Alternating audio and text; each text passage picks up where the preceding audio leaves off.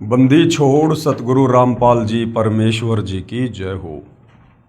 परम पिता परमात्मा सारी सृष्टि के रचनहार कुल मालिक असंख्य ब्रह्मांडों के स्वामी जगत गुरु तीनों लोकों में प्रवेश करके सबका धारण पोषण करने वाले राजाधीराज आत्माधार नाथों के नाथ देवों के देव महादेव सर्वेश्वर महेश्वर मृत्युंजय अजरो अमर आदि अनादि सनातनी प्रभु जगत पिता जगदीश्वर श्री श्री 1008 की उपाधि के वास्तविक अधिकारी अकाल मूर्त शब्द स्वरूपी राम वासुदेव सर्वगतम ब्रह्म परम पूज्य प्रथम पूज्य परम संत परम पुरुष परम धनी परम दयालु सत्य कबीर हक्का कबीर अल्लाहु कबीर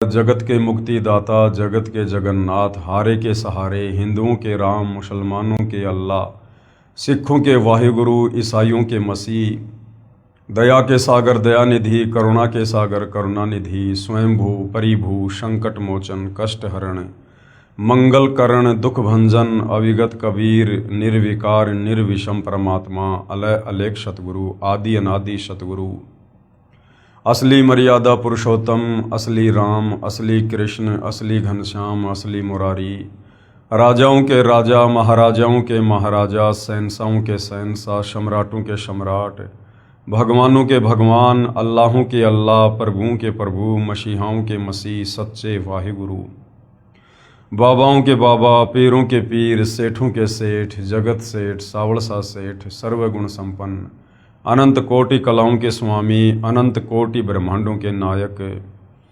योगियों में महायोगी ध्यानियों में महाध्यानी सिद्धों में परम सिद्ध ज्ञानियों में तत्वज्ञानी ब्रह्मज्ञानी महाज्ञानी परम ज्ञानी विज्ञानी युवा कबीर समर्थ कबीर असमवात अमित ओजा सच्चे रहनुमा करीम अल्लाह सुभान अल्लाह दुनिया के अंतिम पैगंबर 8 सितंबर 1951 से गांव धनाना जिला सोनीपत हरियाणा भारतवर्ष की पावन भूमि पे प्रकट रियल कल की भगवान श्री नारायण साकार हरि श्री बाबा साहेब नूर अनंत परमात्मा सच्चे दरवेश सच्चे बाखबर संत श्रोमणी सतगुरु रामपाल जी परमेश्वर जी के चरण कमल में आप और हम सभी भाई बहनों का अनंत कोटि दंडवत प्रणाम। सत्साई भाई और बहनों, बहुत बड़ी दया बहुत बड़ी मेहर पूज्य गुरुदेव भगवान की परमेश्वर रामपाल जी की, जिनके शुभ आशीर्वाद से विशेष आशीर्वाद से पूरे विश्व के मानव समाज को पवित्र आध्यात्मिक पुस्तक ज्ञान गंगा के ऊपर वीडियो देखकर अध्यात्म को समझने का एक सुअवसर प्राप्त हो रहा है। ये पवित्र पुस्तक ज्ञान गंगा, जिसे परम पूज्य सतगुरु रामपाल जी ने अपने कर कमलों द्वारा लिखा है, जो सर्व धर्मों के पवित्र धर्मशास्त्रों से प्रमाणित है। भाई और बहनों, इस पुस्तक को पढ़ने के बाद ही या फिर सतगुरु रामपाल जी के सत्संग सुनने के बाद ही असल में आपको इस बात का पता चल सकता है कि जिस परमपिता परमेश्वर की प्राप्ति के लिए ये आत्मा सदियों से युगों से भटक रही है, कभी मंदिरों में मस्जिदों में चर्चों में गुरुद्वारों में तीर्थों पर धामों पर जंगल में गुफाओं में, लेकिन आज तक हमें ये भी कोई नहीं बता पाया कि वो परमात्मा कौन है, उसका नाम क्या है, वो स्त्री रूप में है या पुरुष रूप में है, वो साकार है या निराकार है, वो मिले तो कैसे मिले, मिलता नहीं तो क्यों नहीं मिलता, उसकी जानकारी कहाँ है। आज तक किसी भी धर्म का कोई भी धर्म गुरु इस सवाल का जवाब भगत समाज को, परमात्मा प्रेमी आत्माओं को नहीं दे पाया। कारण क्या था? तत्व ज्ञानहीनता। क्योंकि तत्व ज्ञान के बिना, सृष्टि रचना को अच्छे से समझे और जाने बिना हम अध्यात्म को समझ ही नहीं सकते। हम भक्ति मार्ग की ABCD तक भी नहीं पहुंच सकते जब तक हमें सृष्टि रचना का ज्ञान नहीं होगा। तो भाई और बहनों, सृष्टि रचना के ऊपर इस पवित्र पुस्तक ज्ञान गंगा पर जो वीडियो बन रहे हैं, उनमें काफ़ी वीडियो बन चुके हैं। अब आप जी सृष्टि रचना पर बन चुके वीडियो देखकर भली भांति समझ सकते हैं कि सृष्टि का विस्तार कैसे हुआ। ये सूर्य, चंद्रमा, तारे, नक्षत्र, ग्रह, उपग्रह, पिंड, ये ब्रह्मांड, ये उपग्रह, ये किस प्रकार से बने हैं। ये पृथ्वी किसी अन्य चीज़ पर टिकी हुई है या फिर परमेश्वर की वचन शक्ति से ये आकाश में स्थिर है। आप हर प्रकार से अध्यात्म को जान सकते हैं, समझ सकते हैं, लेकिन उसके लिए आपको सृष्टि रचना को सुनना पड़ेगा। और सृष्टि रचना आपको मिलेगी या तो सतगुरु रामपाल जी के द्वारा लिखित पवित्र पुस्तकों में या फिर सतगुरु रामपाल जी के द्वारा किए गए प्रवचनों में। इसके अलावा धरती पर दूसरा कोई विकल्प सृष्टि रचना को जानने का या आध्यात्मिक ज्ञान को जानने का नहीं है। ठीक है, गांव-गांव में, नगर नगर में साधु संत महात्मा पीर पैगंबर बैठे हुए हैं, लेकिन उनके पास में वही 4 बातें हैं जो शास्त्रों के विरुद्ध हैं। तो वहां से आपकी आत्मा को कभी भी अध्यात्म को लेकर संतुष्टि नहीं मिल सकती है। तो भाई और बहनों, आज इस पवित्र पुस्तक ज्ञान गंगा के ऊपर जो वीडियो बनाने की श्रृंखला जारी है, इस श्रृंखला में आज हमारा ये 18वें नंबर का वीडियो है। और अभी तक हमने अध्यात्म के विषय में लगभग बहुत कुछ जान लिया है, पहचान लिया है, समझ लिया है, जितना हमें हमारे आत्मा के कल्याण के लिए ज़रूरी है। तो भाई और बहनों, अब इतना सब कुछ जानने के बाद कि परमात्मा कौन है, कैसा है, कहाँ रहता है, कैसे मिलता है, और सर्व धर्मों के पवित्र धर्मशास्त्र उस परमेश्वर के होने की गवाही दे रहे हैं। अब भाई और बहनों, अध्यात्म से जुड़ने के लिए, भक्ति की शुरुआत के लिए अब हमें आवश्यकता पड़ेगी गुरु की, पूर्ण संत की, जगत गुरु की, तत्वदर्शी संत की।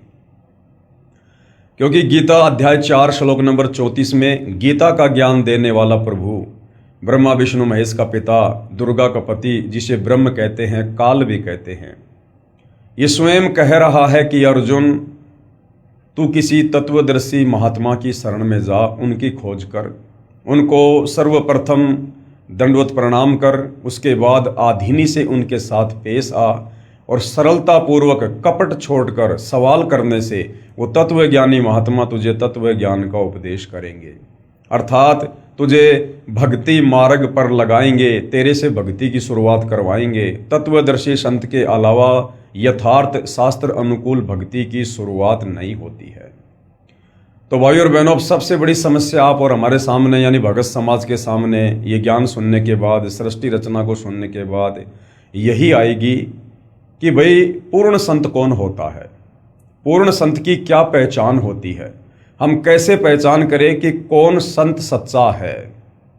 क्योंकि नगर नगर में, गांव गांव में आपको लाखों हजारों की संख्या में वर्तमान में साधु संत महात्मा बैठकर उपदेश करते हुए मिल जाएंगे।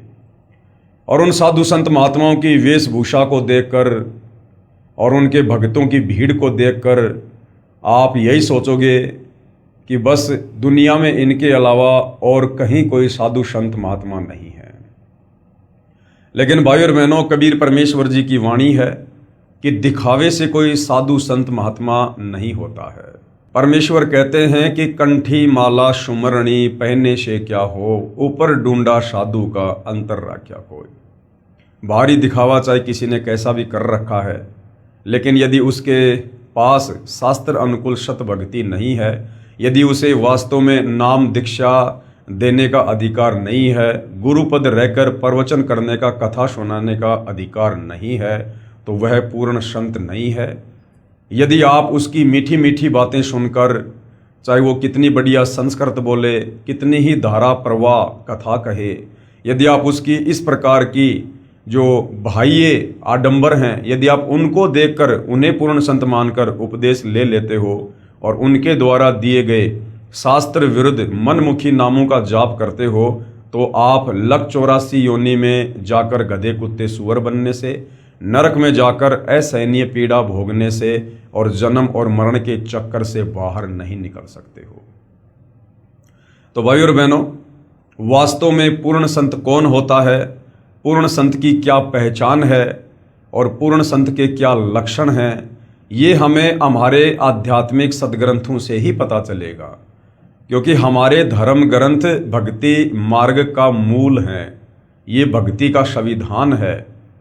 जिस प्रकार कानून की किताब जो होती है, भारत का जो संविधान है, वो विधान है, किस पर क्या धारा लगेगी, किस धारा में क्या सज़ा का प्रावधान है, ये कानून की किताब से ही पता चलेगा, संविधान से ही पता चलेगा। इसी प्रकार भक्ति मार्ग में पूर्ण संत कौन है, क्या उनके लक्षण है, कहाँ उनकी पहचान है, ये हमें भक्ति मार्ग के संविधान हमारे पवित्र सदग्रंथों से ही पता चलेगा। तो भाइयों और बहनों, आज हम सर्व धर्मों के पवित्र सदग्रंथों से ये निष्कर्ष निकालेंगे कि वास्तव में पूर्ण संत की क्या पहचान है और वर्तमान में धरती पर पूर्ण संत कौन है, कहाँ है और कैसे हमें उनकी शरण प्राप्त हो सकती है। ये पवित्र पुस्तक ज्ञान गंगा है, पेज नंबर 122 है।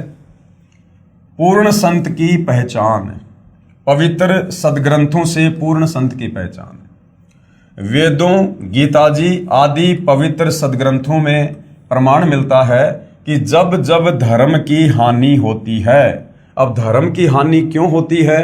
शास्त्र विरुद्ध साधना जब हद से ज़्यादा बढ़ जाती है, जैसे वर्तमान में बढ़ी हुई है, तो उससे साधक को भक्ति करते करते भी किसी प्रकार का कोई लाभ नहीं मिलता है और अंत में वो साधक नास्तिकता की ओर चल पड़ता है कि भाई धरती पर भगवान नहीं है, जिस कारण से धरती पर अधर्म बढ़ने लगता है और धर्म की हानि होती है। जब जब धर्म की हानि होती है, वह अधर्म की वृद्धि होती है। अब भक्ति से कुछ लाभ होते नहीं, बेचारा थक जाता है, कावड़ ला ला के, पैदल यात्रा कर करके, मंदिरों में जल चढ़ा चढ़ा के, दूध चढ़ा चढ़ा के, मंदिर मस्जिद चर्च गुरुद्वारों में प्रार्थना कर करके अंत में वो गलत रास्ता अपना लेता है कि कुछ नहीं रखा भक्ति में, कहीं भगवान नहीं है। फिर वो घटिया कर्म करना शुरू कर देता है 2 पैसे कमाने के लिए। फिर चोरी, जारी, काला बाजारी, मिलावट, रिश्वत लेना, भ्रष्टाचार, इस प्रकार के घटिया कर्म करना शुरू कर देता है, क्योंकि शास्त्र विरुद्ध साधना करने के चलते उसे भगवान की भक्ति से कोई लाभ होता नहीं है और वो व्यक्ति फिर अंत में कुमार्ग पर निकल पड़ता है। तथा वर्तमान के नकली संत, महंत व गुरुओं द्वारा भक्ति मार्ग के स्वरूप को बिगाड़ दिया गया होता है। जैसे वर्तमान में एकमात्र सतगुरु रामपाल जी के अलावा इस पूरे विश्व में जितने भी धर्म है और उन धर्मों में जितने भी धर्मगुरु हैं, उनके द्वारा पूरे समाज को केवल शास्त्र विरुद्ध साधना ही करवाई जा रही है और शास्त्र विरुद्ध व्याख्या कर करके भक्ति और भगवान की और पूरे समाज को बिगाड़ दिया है। लोग भगवान से कोसों दूर हो चुके हैं और लोगों ने भक्ति से लाभ न होने के चलते गलत रास्ते अपनाने शुरू कर दिए हैं। फिर परमेश्वर स्वयं आकर या अपने परम ज्ञानी संत को भेजकर सच्चे ज्ञान के द्वारा धर्म की पुनः स्थापना करता है। क्या होता है फिर? यदा यदा ही धर्मस्य ग्लानि भवते भारते।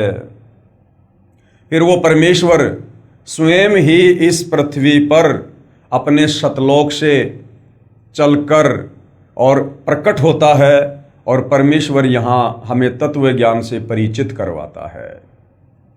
भाइयों और बहनों, इस कबीर परमेश्वर जी के अलावा इस धरती पर कोई भी हमें शास्त्र अनुकूल साधना देने में सक्षम नहीं है, क्योंकि चाहे कितना ही बड़ा कोई मंडलेश्वर हो, आचार्य हो, शंकराचार्य हो, पोप या पादरी हो, चाहे ब्रह्मा विष्णु महेश ही क्यों ना है, उस कबीर परमेश्वर की तुलना में हम सब ऊंट के मुंह में जीरे के बराबर भी नहीं हैं, क्योंकि हम सब उस कबीर परमेश्वर के वचन से उत्पन्न हैं, हम उनके बच्चे हैं और इस काल के साथ 21 ब्रह्मांड में आकर हम यहाँ अपना कर्म भोग रहे हैं। और जैसे हमारे कर्म होते हैं, जैसी हमारी भक्ति होती है, उस आधार से ये काल, ये ब्रह्म हमें यहाँ पर पोस्ट प्रदान कर देता है। एक जीव को ये गधा बना के छोड़ देता है, एक जीव को मच्छर बना देता है, तो किसी को ब्रह्मा विष्णु महेश और देवों की पदवी प्रदान कर देता है। और कर्म आधार से फिर वो चींटी भी कभी ब्रह्मा विष्णु महेश की पोस्ट पर बैठती है और कर्म आधार से कभी वो ब्रह्मा विष्णु महेश भी उस पोस्ट को छोड़कर फिर चींटी की योनि में जाते हैं। तो भाइयों और बहनों, कबीर परमेश्वर के अलावा हमें सृष्टि रचना के विषय में और शत आध्यात्मिक ज्ञान के विषय में यहाँ कोई भी बताने में सक्षम नहीं है, समर्थ नहीं है। तो क्या होता है, फिर परमेश्वर स्वयं आकर, वो स्वयं ही आते हैं। यहाँ पर आगे लेखक के द्वारा लिखा है कि अपने परम ज्ञानी संत को भेजकर सच्चे ज्ञान के द्वारा धर्म की पुनः स्थापना करता है।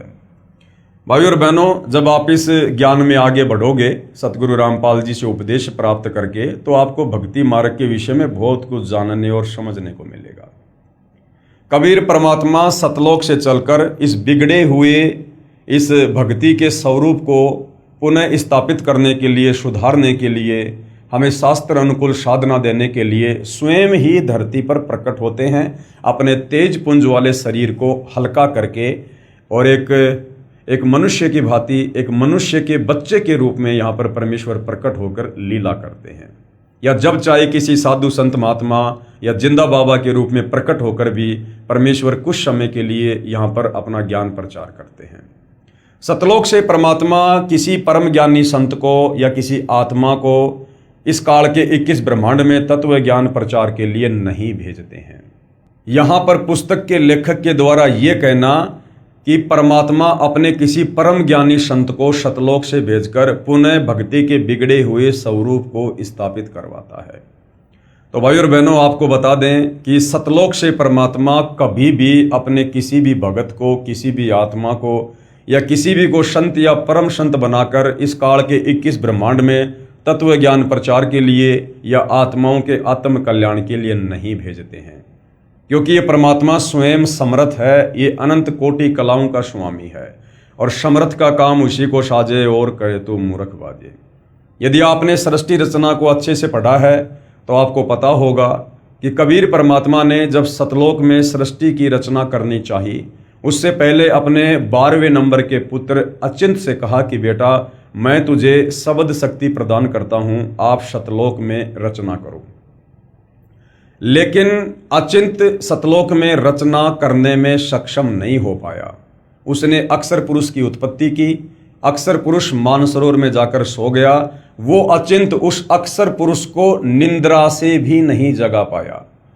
और उसके बाद कबीर परमेश्वर ने कहा कि भाई अचिंत, तुम्हें छोटा सा ट्रेलर दिखाया गया था कि आगे चलकर मेरी किसी भी प्रकार की रचना में, मेरी लीला में तुम बाधा उत्पन्न ना कर सको।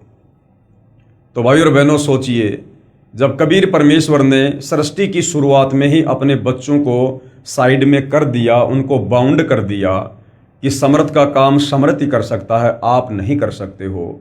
और विचार करने की बात है, वो अचिंत जो परमेश्वर का पुत्र है, वो सतलोक में मानसरोवर में मात्र नींद में सोए हुए अक्षर पुरुष को नहीं जगा पाया। तो सोचिए भाई और बहनों, आप और हम भाई बहन जो युगों युगों से इस काल के 21 ब्रह्मांडों में अज्ञान की निंद्रा में सोए पड़े हैं, भांग के नशे में हम यहाँ पर बेहोश हैं। सोचिए भाई और बहनों, वो सतलोक से भेजा गया कोई संत या परम संत हमें भला कैसे जगा देगा। तो समर्थ का काम समर्थ ही कर सकता है और समर्थ ही करता है।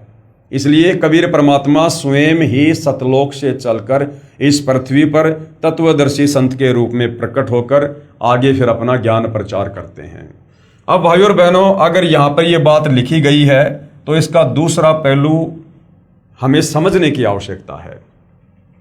फिर परमेश्वर स्वयं आकर या अपने परम ज्ञानी संत को भेजकर सच्चे ज्ञान के द्वारा धर्म की पुनः स्थापना करता है। अब परमेश्वर किस प्रकार से अपने परम ज्ञानी संत को यहां पर भेजता है, ये तो क्लियर है कि सतलोक से परमात्मा किसी भी हंस आत्मा को यहां ज्ञान प्रचार के लिए नहीं भेजते हैं, स्वयं ही आते हैं।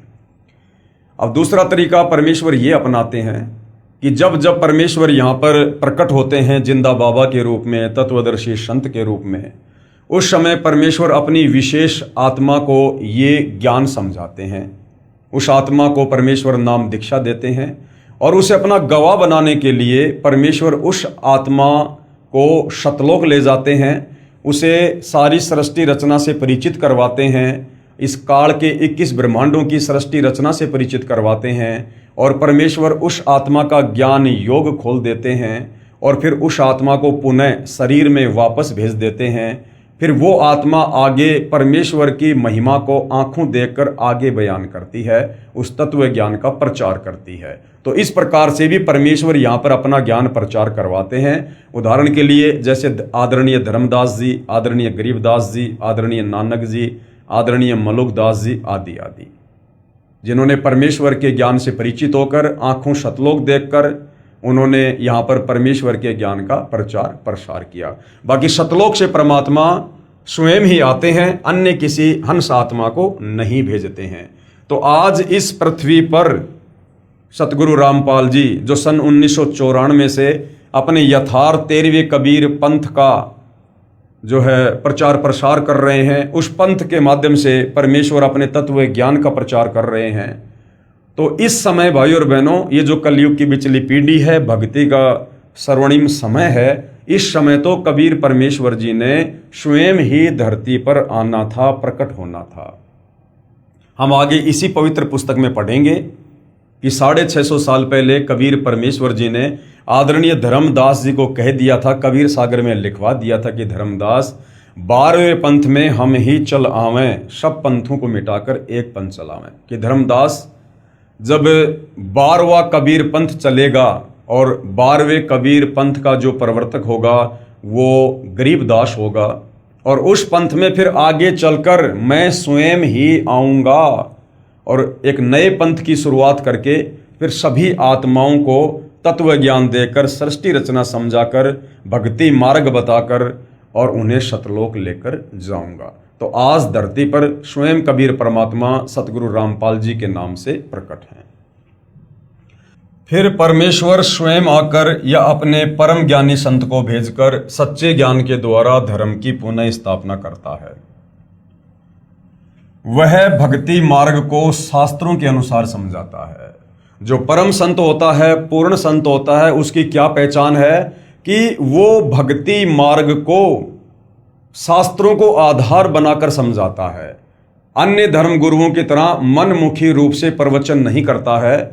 परम संत का जो भी सत्संग होगा, जो भी उपदेश होगा, जो भी नियम और मर्यादा होगी, जो भी उनके मंत्र होंगे, जो भी धर्म कर्म होंगे, वो शास्त्रों के अनुसार होंगे, वो शास्त्रों से प्रमाणित होंगे। वह भक्ति मार्ग को शास्त्रों के अनुसार समझाता है। उसकी पहचान होती है कि वर्तमान के धर्म गुरु उसके विरोध में खड़े होकर राजा व प्रजा को गुमराह करके उसके ऊपर अत्याचार करवाते हैं। कबीर साहिब जी अपनी वाणी में कहते हैं कि जो मम संत सत शब्द दृढ़ावे, वाके संग सब राड बढ़ावे, या सब संत महंतन की करनी, धर्मदास में तो से वर्णी।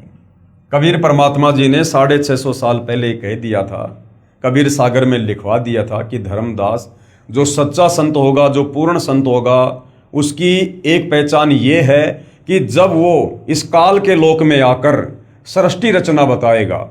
अब सृष्टि रचना में इस काल का, दुर्गा का सारा पाखंड उजागर करना होता है, और ये बात इस काल को रास नहीं आती है, जिस कारण से सृष्टि रचना बताने वाले उस परम संत के विरुद्ध वो अपने नकली साधु संतों को प्रेरित करके उसके विरुद्ध खड़ा कर देता है, उसके खिलाफ खड़ा कर देता है। जिस प्रकार वर्तमान में सतगुरु रामपाल जी सृष्टि रचना बता रहे हैं, सत्य आध्यात्मिक ज्ञान का प्रचार कर रहे हैं, आत्माओं को काल के बंधन से छुड़वाने वाली भक्ति दे रहे हैं, जो काल को रास नहीं आ रहा है। और किस प्रकार से सन 1994 से इस भक्ति मार्ग की प्रचार प्रसार में सतगुरु रामपाल जी को अकल्पनीय संघर्षों का सामना करना पड़ रहा है।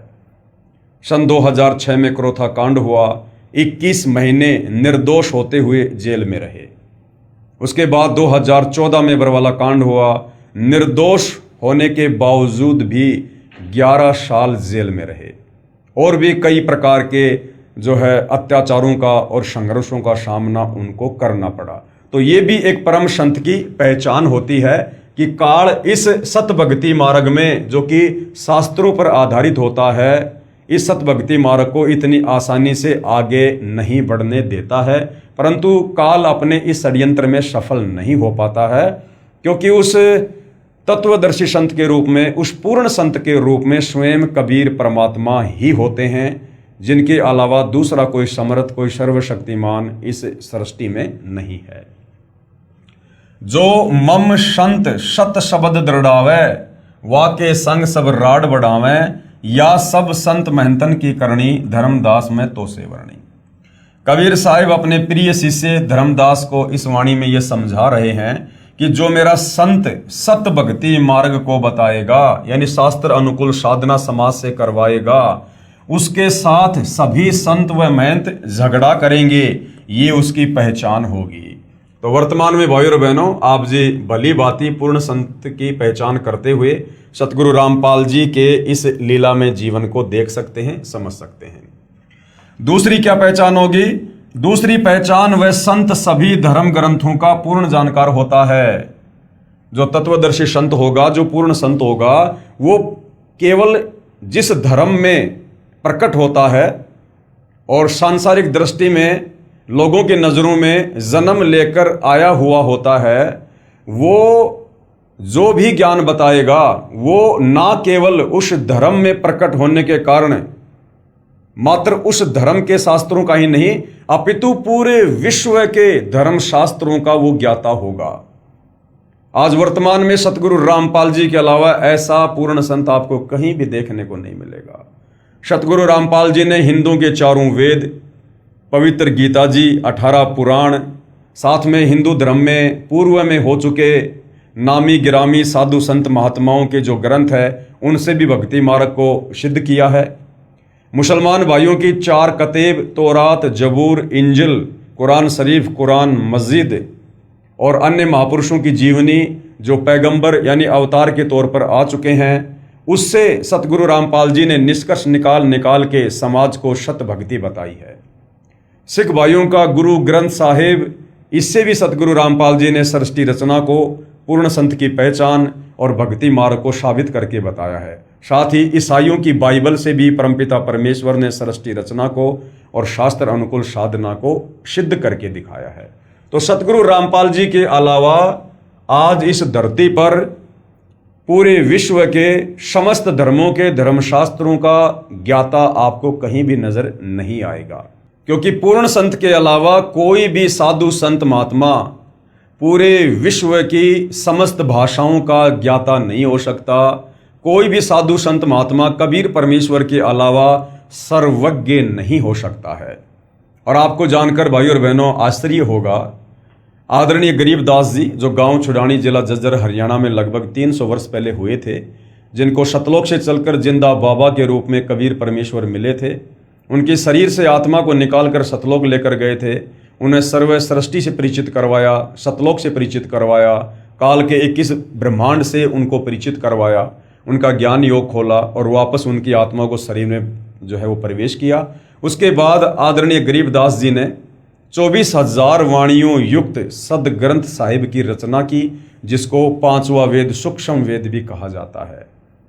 और इस 5वें वेद सूक्ष्म वेद की सबसे बड़ी खासियत यह है कि इसमें विश्व के सभी देशों की भाषाओं के शब्दों का समावेश है।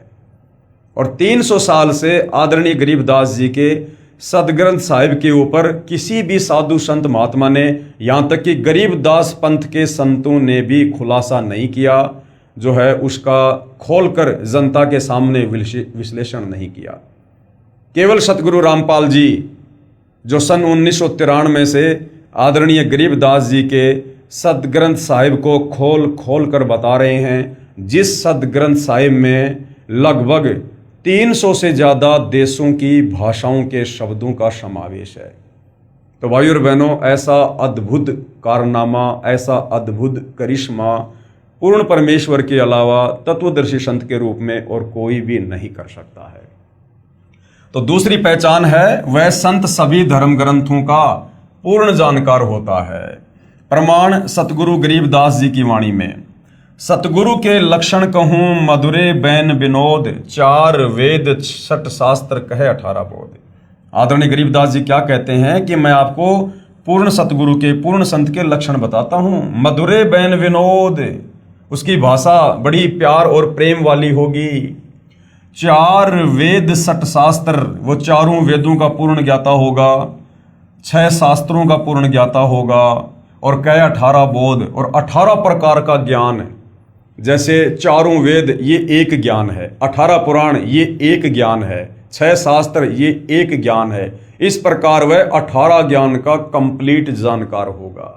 तो भाई और बहनों, ये लक्षण आपको वर्तमान में परम पूज्य सतगुरु रामपाल जी के अलावा इस विश्व में 21 ब्रह्मांड में कहीं भी देखने और सुनने को नहीं मिलेगा।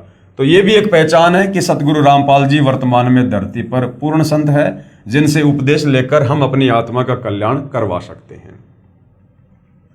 सतगुरु गरीबदास जी महाराज अपनी वाणी में पूर्ण संत की पहचान बता रहे हैं कि वह चारों वेदों, 6 शास्त्रों, 18 पुराणों आदि सभी ग्रंथों का पूर्ण जानकार होगा, अर्थात उनका सार निकाल कर बताएगा, निष्कर्ष निकाल कर बताएगा। यजुर्वेद अध्याय 19 मंत्र 25 और 26 में लिखा है कि वेदों के अधूरे वाक्यों अर्थात सांकेतिक शब्दों व 1/4 श्लोकों को पूरा करके विस्तार से बताएगा। वह 3 समय की पूजा बताएगा। आज आप सोशल मीडिया पर देख रहे होंगे कि भाई आने वाला समय विनाशकारी है, युग परिवर्तन का समय है, और लोग बार बार कह रहे हैं कि वही बचेगा जो त्रिकाल संध्या करेगा, जो त्रिकाल संध्या करेगा, जो माधव नाम का जाप करेगा। अब भाई और बहनों, वर्तमान में सतगुरु रामपाल जी के अलावा इस धरती पर किसी के पास त्रिकाल संध्या नहीं है। हाँ, मनमुखी रूप से जो मर्जी 300 में आरती करो, परंतु वास्तविक जो त्रिकाल संध्या है, जो वास्तव में आप और हमारा युग परिवर्तन के समय बचाव करेगी, जिस त्रिकाल संध्या को करने के चलते हमारी आत्मा का कल्याण होगा, वो त्रिकाल संध्या यानी 3 समय की आरती सिर्फ और सिर्फ सतगुरु रामपाल जी के पास है। और सतगुरु रामपाल जी से उपदेश प्राप्त करने के बाद ही आप उस त्रिकाल संध्या का पाठ करके लाभ उठा सकते हो। वह 3 समय की पूजा बताएगा। सुबह पूर्ण परमात्मा की पूजा, जिसको नित्य नियम कहते हैं, हम सभी उपदेश प्राप्त भगत भाई बहन करते हैं। दोपहर को विश्व के देवताओं का सत्कार, दोपहर की आरती हम जो करते हैं उसको असुर निकंदन रमैनी कहते हैं, जिसमें देवी देवताओं का सत्कार है, उनकी स्तुति है। वह संध्या आरती अलग से बताएगा। और शाम के समय हम सभी भगत भाई बहन संध्या आरती करते हैं। सुबह का नित्य नियम, दोपहर की असुर निकंदन रमैनी और शाम की संध्या आरती, यह है त्रिकाल संध्या। अब ये त्रिकाल संध्या कैसे करनी है, क्या है, इसमें क्या क्या वाणियाँ हैं, ये जब आप सतगुरु रामपाल जी से उपदेश प्राप्त कर लेंगे, उसके बाद आपको त्रिकाल संध्या की एक पुस्तिका दी जाएगी, उससे हमने पाठ करना होता है। दोपहर को विश्व के देवताओं का सत्कार व संध्या आरती अलग से बताएगा।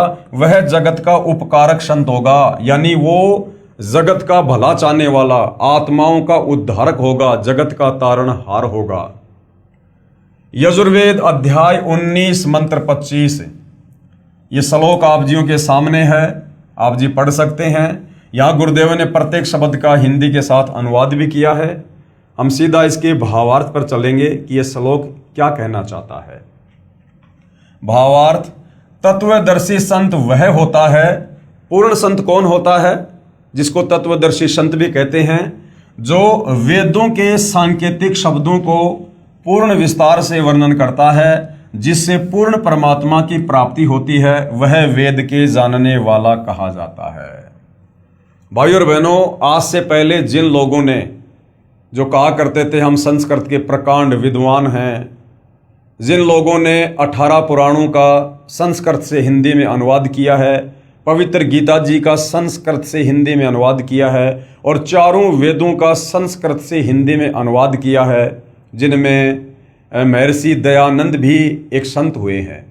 लेकिन भाई और बहनों, अब सतगुरु रामपाल जी ने जो इन समस्त धर्म ग्रंथों का, चारों वेदों का, गीता जी का, पुराणों का, बाइबल का, कुरान का, इनका जो यथार्थ अनुवाद करके भगत समाज को निष्कर्ष निकाल के दिया है, अब इससे साबित होता है कि चाहे महर्षि दयानंद जी हो या चाहे अन्य कोई अनुवादक हो, किसी ने भी इन धर्मशास्त्रों का यथार्थ अनुवाद नहीं किया है, क्योंकि उनको तत्व ज्ञान नहीं था।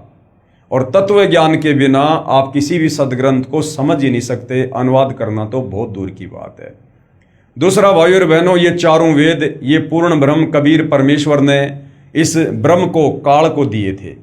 तो भाइयों और बहनों, इस पूर्ण ब्रह्म की इस कृति को, लेख को, वो पूर्ण ब्रह्म स्वयं ही आकर यहाँ पर प्रकट होकर तत्वदर्शी संत के रूप में सही सही बताता है, व्याख्या करता है। दूसरा कोई भी इन धर्मशास्त्रों की यथार्थ व्याख्या करने में सक्षम नहीं है।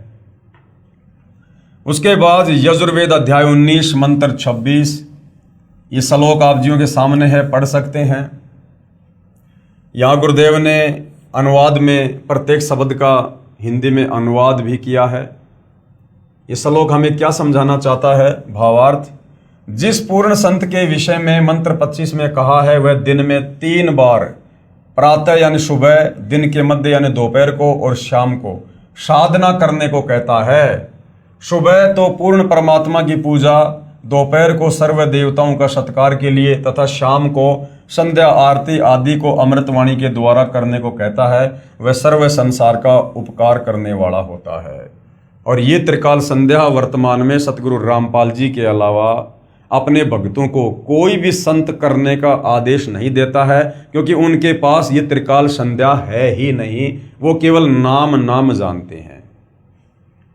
उसके बाद भाइयों और बहनों, यजुर्वेद अध्याय 19 मंत्र 30, ये संस्कृत में श्लोक आप जियों के सामने है, पढ़ सकते हैं। प्रत्येक शब्द का हिंदी में अनुवाद गुरुदेव ने किया है। हम सीधा इसके भावार्थ पर चलते हैं कि पूर्ण संत के विषय में ये श्लोक हमें क्या समझा रहा है। भावार्थ, पूर्ण संत उसी व्यक्ति को शिष्य बनाता है जो सदाचारी रहे, अभक्ष्य पदार्थों का सेवन व नशीली वस्तुओं का सेवन न करने का आश्वासन देता है।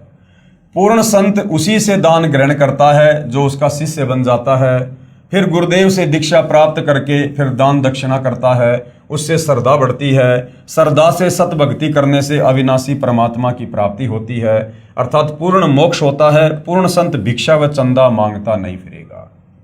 क्या कहा गया है कि जो पूर्ण संत होता है, तत्वदर्शी संत होता है, जिसका मकसद आत्माओं का कल्याण करना होता है, वो केवल उन्हीं लोगों को दीक्षा देता है, उन्हीं को अपना शिष्य बनाता है जो किसी भी प्रकार से मांस ना खाने की प्रतिज्ञा करता है, किसी भी प्रकार का नशा ना करने की प्रतिज्ञा करता है, नेक नीति और सदाचारी जीवन जीने की जो प्रतिज्ञा करता है। अर्थात जो भक्ति के नियम तत्वदर्शी संत बताता है, यदि कोई उन तमाम नियमों को फॉलो करने के लिए संकल्प करता है, यश करता है, तो ही तत्वदर्शी संत यानी पूर्ण संत उसे अपना शिष्य बनाएगा। वो किसी पैसे या धन के लालच में या अपने भक्तों की भीड़ दिखाने की होड़ में जो है किसी को उपदेश नहीं देता है। तो ये लक्षण भी भाई और बहनों वर्तमान में जगत गुरु तत्वदर्शी सतगुरु रामपाल जी में ही देखने को मिलेगा। बाकी तो केवल अपने शिष्यों की भीड़ इकट्ठा कर रहे हैं अपने धार्मिक धंधे के लिए, 4 पैसे कमाने के लिए।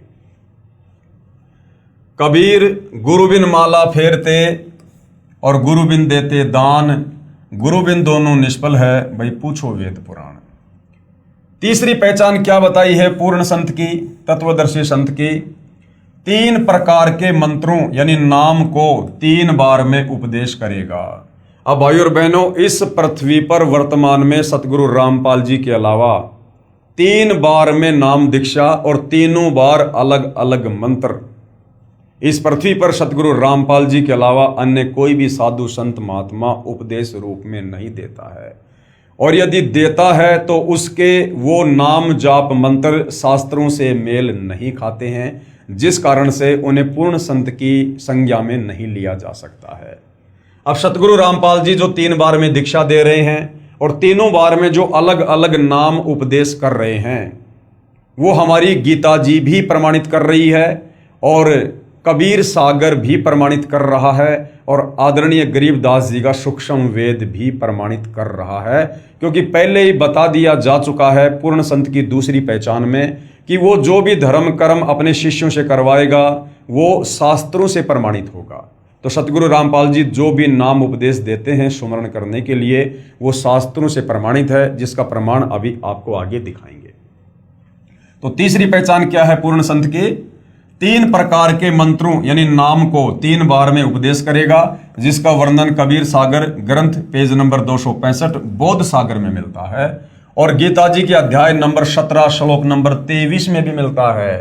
गीता अध्याय 17 श्लोक नंबर 23, ओम तत् सत इति निर्देशे ब्रह्मणे त्रिविध समर्थ। ओम तत् सत, परंतु ये कंप्लीट मंत्र नहीं है। ओम तो सीधा सीधा इस ब्रह्म का, इस काल का है, जो गीता जी अध्याय 8 श्लोक नंबर 13 में ये खुद कह रहा है गीता का ज्ञान देते समय अर्जुन को कि ओम इति एक अक्षर ब्रह्म व्यवहारण माम अनुस्मरण ये प्रयाति तजन देहम सयाति परमाम गतम, कि अर्जुन मेरी साधना का, मेरी भक्ति का केवल एक ओम मंत्र है, नथिंग एल्स। और ये जय जय राम हरे राम राधे राधे श्याम मिला दे, सीताराम सीताराम ओम नमो भागवते वासुदेवाय नमः, ये कोई नाम नहीं है, ये सब मनमुखी मंत्र हैं जिनके जाप करने से साधक का जन्म मरण का रोग, लक 84 योनियों का कष्ट कभी समाप्त नहीं हो सकता है, उसे नरक में जाना ही पड़ेगा। तो गीता जी में जिन 3 नामों का जो जिक्र है अध्याय 17 श्लोक 23 ओम तत् सत, तो ओम तो सीधा सीधा इस काल ब्रह्म का है। उसके बाद जो सत है वो सांकेतिक है भाइयों और बहनों, केवल सत सत जाप नहीं करना होता, वो सांकेतिक है। उसमें 2 मंत्र हैं जो सतगुरु रामपाल जी ही देने के अधिकारी हैं। और ये जो सत है ये उस पर ब्रह्म का अक्षर पुरुष का जाप है। सतलोक जाते समय हमने उसके 7 संग ब्रह्मांडों से गुजर कर जाना होता है, इसलिए हमने उसका टैक्स पे करना होता है जो हम सत जाप करते हैं। उसके बाद सत ओम तत् सत, तीसरा है वो पूर्ण ब्रह्म का मंत्र है, कबीर परमेश्वर जी की साधना का मंत्र है। उसमें कौन कौन से नाम हैं वो सतगुरु रामपाल जी ही देने के अधिकारी हैं, जिसका वर्णन कबीर सागर ग्रंथ पृष्ठ नंबर 265 बोध सागर में मिलता है और गीता जी के अध्याय नंबर 17 श्लोक नंबर 23 व शाम वेद संख्या नंबर 822 में भी मिलता है। कबीर सागर में अमर मूल बोध सागर पेज नंबर 265। देखिए भाइयों और बहनों, ये प्रमाण आप जियों के सामने है। क्या लिखा हुआ है, तब कबीर अस कव्वे लीना ज्ञान भेद सकल कह दीना, धर्मदास मैं कहूं विचारी जेते निभै सब संसारी। प्रथम ही शिष्य होए जो आई, जो प्रथम बार शिष्य बनने के लिए आता है, उपदेश लेने के लिए आता है, ता कह पान देऊं तुम भाई। ये धर्मदास जो पहली बार नाम उपदेश लेने के लिए आता है उसको पान परवाना यानी जो प्रथम मंत्र होता है, जिसमें 7 मंत्र हैं जो वर्तमान में केवल सतगुरु रामपाल जी ही देते हैं, अन्य संतों के पास नहीं है, ना वो अधिकारी हैं। तो जो प्रथम बार नाम उपदेश लेने के लिए आता है उसको पान परवाना दिया जाता है, उसको प्रथम मंत्र दिया जाता है। उसके बाद जब देखूं तुम दृढ़ता ज्ञाना, उसके बाद जब उस भगत में थोड़ी सी वो दृढ़ता देखते हैं कि ये भक्ति सही कर रहा है, इसकी रुचि है, उसके बाद ता कह कहूं शब्द परवाना, उसके बाद उसको शब्द दिया जाता है, फिर उसको सतनाम दिया जाता है जो 2 मंत्र का है। गीता अध्याय 17 श्लोक नंबर 23 में ओम के बाद में जो सत है वो सतनाम है, उसमें 2 मंत्र हैं। उसके बाद सतगुरु रामपाल जी वो 2 मंत्र देते हैं। और तीसरी बार में शब्द माही जब निश्चय आवे, जब उसके सतनाम की भक्ति कमाई को पूर्ण संत देख लेगा कि ये सतनाम की कमाई मर्यादा में रह के कर रहा है और इसकी सतनाम की कमाई पूरी हो चुकी है, उसके बाद उसको तीसरा मंत्र दिया जाता है, ता कहें ज्ञान अगाध सुनावे। उसके बाद उसे वो पूर्ण ब्रह्म का मंत्र जाप दिया जाता है, सार नाम। उसके बाद दोबारा फिर समझाया है कि बालक सम है जाकर ज्ञाना, तासु कहूं वचन परवाना। जो प्रथम बार नाम दीक्षा लेने आता है, जिसको अध्यात्म के विषय में कुछ भी पता नहीं होता है, जो बालक की तरह होता है, उसको वचन परवाना यानी उसको पान परवाना वो प्रथम नाम दिया जाता है, जिसमें 7 मंत्र हैं। जाको सूक्ष्म ज्ञान है भाई, ताको सुमरण देऊं लखाई। उसके बाद जब उसकी दृढ़ता को देखते हैं कि इसकी भक्ति में रुचि बढ़ रही है, फिर उसके बाद उसको सुमरण दिया जाता है, श्वास ऊं श्वास का सुमरण, वो 2 मंत्र का, जिसको सतनाम कहते हैं। तीसरी बार में ज्ञान गम में जाको पुनि होई, सार शब्द जाको कैसोई। उसके बाद में उसको 3 मंत्र का पूर्ण ब्रह्म परमेश्वर का सार नाम दिया जाता है। जाको होए दिव्य ज्ञान प्रवेशा, ताको कहे तत्व ज्ञान उपदेशा। उपरोक्त वाणी से स्पष्ट है कि कड़िहार गुरु यानी पूर्ण संत 3 स्थिति में सार नाम तक प्रदान करता है। वो 3 स्थिति में अपने भगत को उपदेश देता है। तो भाइयों और बहनों, ये लक्षण वर्तमान में सतगुरु रामपाल जी के अलावा आपको धरती पर 3 बार में अपने भक्तों को नाम उपदेश देने की जो प्रक्रिया है, ये आपको और किसी संत के मार्ग में नहीं मिलेगी। तथा चौथी स्थिति में सार शब्द प्रदान होता है। उसके बाद में जब उसके तीनों मंत्रों की कमाई पूरी हो जाती है, पूर्ण संत देख लेता है, फिर उसे सार शब्द उपलब्ध करवाता है, उसके अंतःकरण में सार शब्द को प्रकट करता है। ये चौथी स्थिति भाइयों और बहनों पूर्ण मोक्ष प्राप्ति की है। और ये सार शब्द ये सतगुरु रामपाल जी के अलावा भूल जाओ कि 21 ब्रह्मांड में किसी के भी पास होगा। और ये सार शब्द कोई 200, 400, 500, 1000 भक्तों को इकट्ठा करके नहीं दिया जाता है। जो उस शब्द के लायक हो जाता है, पूर्ण संत तत्वदर्शी संत उसको गुप्त में ये शब्द देता है, अर्थात ये शब्द जो है वो प्रकट करता है। क्योंकि कबीर सागर में तो ये प्रमाण बाद में देखा था, परंतु उपदेश विधि पहले ही पूज्य दादा गुरुदेव तथा परमेश्वर कबीर साहिब जी ने हमारे पूज्य गुरुदेव को प्रदान कर दी थी। अब ये इस पुस्तक का जो लेखक है, जो भगत है, वो यहाँ पर लिख रहा है कि सतगुरु रामपाल जी ने तो ये नाम दीक्षा देने की 3 बार की जो प्रक्रिया है, ये बाद में देखी थी। उससे पहले हमारे दादा गुरु जी और कबीर परमात्मा जी दिया करते थे। तो भाइयों और बहनों, ये लेखक के अपने विचार हैं, क्योंकि सतगुरु रामपाल जी स्वयं पूर्ण ब्रह्म परमात्मा है। और ये इस प्रकार से शास्त्रों का सहारा सिर्फ और सिर्फ आप और हमें अध्यात्म को समझाने के लिए ले रहे हैं।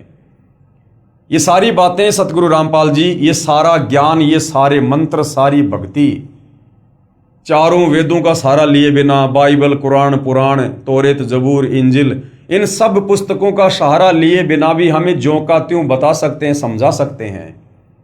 सतयुग में कौन सी गीता जी लिखी हुई थी, कौन सी कुरान शरीफ लिखी हुई थी, कौन से 18 पुराण लिखे हुए थे, ये भक्ति विधि, ये मंत्र, ये मर्यादा, सब कुछ कबीर परमात्मा सतयुग में, त्रेता में, द्वापर में अपने भक्तों को दिया करते थे। आज वही कबीर परमात्मा सतगुरु रामपाल जी के नाम से धरती पर प्रकट हैं। परंतु इस कलयुग में आप और हमारी आत्मा इतनी मलिन हो चुकी है, गंदी हो चुकी है, हम जब तक अपनी आंखों से बार बार कोई प्रमाण ना देख लें, हम उसको स्वीकार करने में सक्षम नहीं हैं। इसलिए आप और हमें विश्वास दिलाने के लिए सतगुरु रामपाल जी ने इन धर्मशास्त्रों का सहारा लेना पड़ रहा है। अन्यथा सतगुरु रामपाल जी तो स्वयं सर्व ज्ञान से, क्योंकि ये सर्वज्ञ है, परमात्मा है, ये परिपूर्ण हैं, इनको किन्हीं पुस्तकों का सहारा लेने की आवश्यकता नहीं है। जिस प्रकार भाइयों और बहनों टीचर होता है, अब टीचर वही होता है जो अपने सिलेबस से पूर्णतया परिचित होता है, लेकिन वो बच्चों के सामने, बच्चों को पढ़ाने के लिए, बच्चों को समझाने के लिए उन पुस्तकों को खोल खोल के समझाता है। वो टीचर अपने लिए नहीं समझता है, अपने लिए नहीं पढ़ता है वो पुस्तक। वो टीचर तो सर्वज्ञ है, उस टीचर को उस पाठ्यक्रम के विषय में पूरा ज्ञान है, तभी तो वो टीचर बना है। लेकिन वो नादान बच्चे, वो उस सिलेबस से अपरिचित हैं। उन बच्चों को समझाने के लिए टीचर ने बार बार पुस्तक खोलकर उसको पढ़कर समझाना पड़ता है। इसी प्रकार सतगुरु रामपाल जी तो इस कंप्लीट अध्यात्म से पूर्णतया परिचित हैं। इन्हें आवश्यकता नहीं किसी वेद, कुरान, पुराण की। ये तो आप और हम नादान जीवों के लिए, जो अध्यात्म से सदियों से कोसों दूर बैठे हैं, आप और हमारे अंतःकरण में इस सत्य को सत्य बैठाने के लिए और इन्हें जो है आध्यात्मिक पाठ्यक्रम को, इन वेदों को, गीता को, पुराणों को, कुरान को, बाइबल को, तौरेत, जबूर, इंजिल, कुरान शरीफ, कुरान मस्जिद, इन तमाम प्रकार के धार्मिक सदग्रंथों का सहारा लेते हैं। तो सतगुरु रामपाल जी को आवश्यकता नहीं है, जो हमारे को शुरू से ही 3 बार में नाम दान की दीक्षा करते आ रहे हैं। हमारे गुरुदेव सतगुरु रामपाल जी महाराज प्रथम बार में श्री गणेश जी, श्री ब्रह्मा शांतरी जी, श्री लक्ष्मी विष्णु जी, श्री शंकर पार्वती जी व माता शेरा वाली का नाम जाप देते हैं। जो प्रथम बार में दीक्षा दी जाती है सतगुरु रामपाल जी के पंथ में, उसमें 7 मंत्र दिए जाते हैं, जिनमें सर्वप्रथम और अंत का जो मंत्र है वो कबीर परमेश्वर जी का है, पूर्ण ब्रह्म का है। और बीच में जो 5 मंत्र हैं वो विशेषकर हिंदू समाज जिसे अपने प्रधान देवी देवता मानते हैं, जो हमारे शरीर में बने उन कमल चक्रों में विद्यमान है, जैसे श्री ब्रह्मा और शांवत्री जी, श्री गणेश जी, श्री विष्णु लक्ष्मी जी, शेरावाली, शंकर और पार्वती। सतगुरु रामपाल जी इन पांचों देवताओं के यथार्थ मंत्र प्रथम नाम दीक्षा में साधक को जो है नाम दान के रूप में देते हैं, उपदेश के रूप में देते हैं। अब बहुत सारे भाई बहन कह देते हैं सतगुरु रामपाल जी के सत्संग ना सुन पाने के चलते, उनकी पुस्तकें ना पढ़ पाने के चलते, कि सतगुरु रामपाल जी तो देवी देवताओं की भक्ति छुड़वाते हैं। भाई जब आप सतगुरु रामपाल जी के प्रवचन सुनोगे तब आपको समझ में आएगा कि सतगुरु रामपाल जी देवी देवताओं की भक्ति नहीं छुड़वाते, वरन सतगुरु रामपाल जी तो देवी देवताओं की यथार्थ भक्ति हिंदू समाज से करवा रहे हैं, पूरे विश्व के मानव से करवा रहे हैं। हम केवल इन देवी देवताओं के नाम जानते हैं, शंकर जी, गणेश जी, ब्रह्मा जी, विष्णु जी, और हमारे नादान धर्मगुरु जो तत्व ज्ञान से अपरिचित थे, इन्हें इन देवी देवताओं के मूल मंत्रों का, बीज मंत्रों का ज्ञान नहीं, जिससे ये देवी देवता तुरंत प्रभावित होकर हमें कुछ लाभ दें। तो इन्होंने केवल देवी देवताओं के नाम ही रटवाने शुरू कर दिए। कोई विष्णु जी की भक्ति करवाता था तो उसने मंत्र दे दिया, ओम नमो भागवते वासुदेवाय नमः, या ओम नमः विष्णु देवाय नमः। कोई शंकर जी का पुजारी था, उसने अपने भक्तों को मंत्र देना शुरू कर दिया, ओम नमः शिवाय। कोई गणेश जी का पुजारी था, उसने अपने भक्तों को मंत्र देना शुरू कर दिया, ओम गणेशाय नमः। भाई और बहनों, ये तो इन देवी देवताओं के शरीर के नाम हैं, इनकी पहचान है। इन देवी देवताओं से लाभ लेने के मंत्र अलग हैं। जिस प्रकार आप जी एक कुत्ते को जो आपके पास में बैठा हो उधर मुंह करके आप उसको बार बार कहिए, कुत्ता कुत्ता, ए कुत्ता, इधर आ कुत्ता, वो कुत्ता कान उठाकर भी नहीं सुनेगा, नहीं देखेगा, क्योंकि कुत्ता उसके शरीर का नाम है। लेकिन यदि आपने उस कुत्ते को अपने पास बुलाना है, उसका ध्यान आकर्षित करना है, तो उसका मूल मंत्र अलग है, उसका बीज मंत्र अलग है, जिससे वो प्रभावित होगा। आप धीरे से कह दीजिए त्योल त्योल, तुरंत कान खड़ा करके देखेगा कि मुझे कौन पुकार रहा है। आप भैंसे को भैंसा भैंसा कहिए, जोटा जोटा कहिए, वो नहीं देखेगा आपकी तरफ। उसका एक मूल मंत्र है जिससे वो आकर्षित होता है, प्रभावित होता है। आप धीरे से बोल दो उर्र रही, तुरंत आपकी तरफ वो आंख गाड़ के देखने लगेगा। इसी प्रकार ये जितने भी देवी देवता हैं जिनके मंत्र सतगुरु रामपाल जी प्रथम नाम दीक्षा में देते हैं, ये इन देवी देवताओं के मूल मंत्र हैं, इनके बीज मंत्र हैं। इन मंत्रों का पूर्ण संत से नाम उपदेश लेकर जाप करते ही ये तुरंत आकर्षित होकर ये आपको अपने स्तर का लाभ देना शुरू कर देंगे।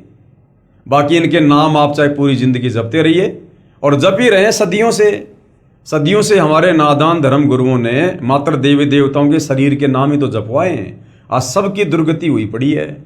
इन देवी देवताओं की भक्ति करते करते भी लोग दुखी, परेशान, हॉस्पिटल पे हॉस्पिटल खुल रही हैं। अरे भगवान की भक्ति से तो रोग कम होने चाहिए, यहाँ दिन रात रोग बढ़ते जा रहे हैं, हॉस्पिटल बढ़ते जा रहे हैं, इंसान की दुर्गति होती जा रही है। तो भाई और बहनों, आप और हमें ये नादान धर्मगुरु इन देवी देवताओं की भी सत्य साधना नहीं बता रहे थे, जिस कारण से हमें थोड़ा बहुत लाभ भी प्राप्त नहीं हो पा रहा था।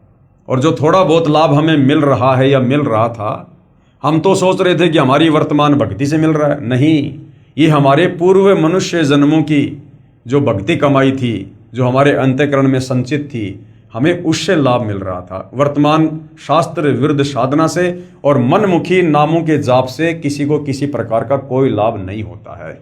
हाँ, अब यदि आपको सर्वस्व लाभ प्राप्त करने हैं, इन देवी देवताओं से भी आपको सर्व लाभ प्राप्त करने हैं, तो भी आपको सतगुरु रामपाल जी से दीक्षा लेकर और इन देवी देवताओं के यथार्थ मूल मंत्रों का ही जाप करना पड़ेगा, जिनका वास हमारे मानव शरीर में बने चक्रों में होता है। मूल आधार यानी मूल चक्कर में श्री गणेश जी का वास है, शवात चक्कर में ब्रह्मा शांवत्री जी का वास है, नाभि चक्कर में लक्ष्मी विष्णु जी का वास है, हृदय चक्कर में शंकर पार्वती जी का वास है, और कंठ चक्कर में शेरावाली माता का वास है। और इन सब देवी देवताओं के आदि अनादि नाम मंत्र होते हैं, यानी इनके मूल मंत्र अलग हैं, बीज मंत्र अलग हैं, जिनका वर्तमान में गुरुओं को ज्ञान नहीं है। वर्तमान में धरती पर सतगुरु रामपाल जी को छोड़कर किसी भी धर्म के किसी भी बड़े से बड़े धर्म गुरु, मंडलेश्वर, महामंडलेश्वर, आचार्य, शंकराचार्य किसी के पास नहीं है। इन मंत्रों के जाप से ये पांचों चक्र खुल जाते हैं। इन चक्रों के खुलने के बाद मानव भक्ति करने के लायक बनता है। सतगुरु गरीबदास जी अपनी वाणी में प्रमाण देते हैं कि 5 नाम गुज गायत्री आत्म तत्व जगाओ, ओम किलियम हरियम श्रियम सोहम ध्याओ। ये मंत्र हैं उन 5 प्रधान देवी देवताओं के, ये बीज मंत्र हैं।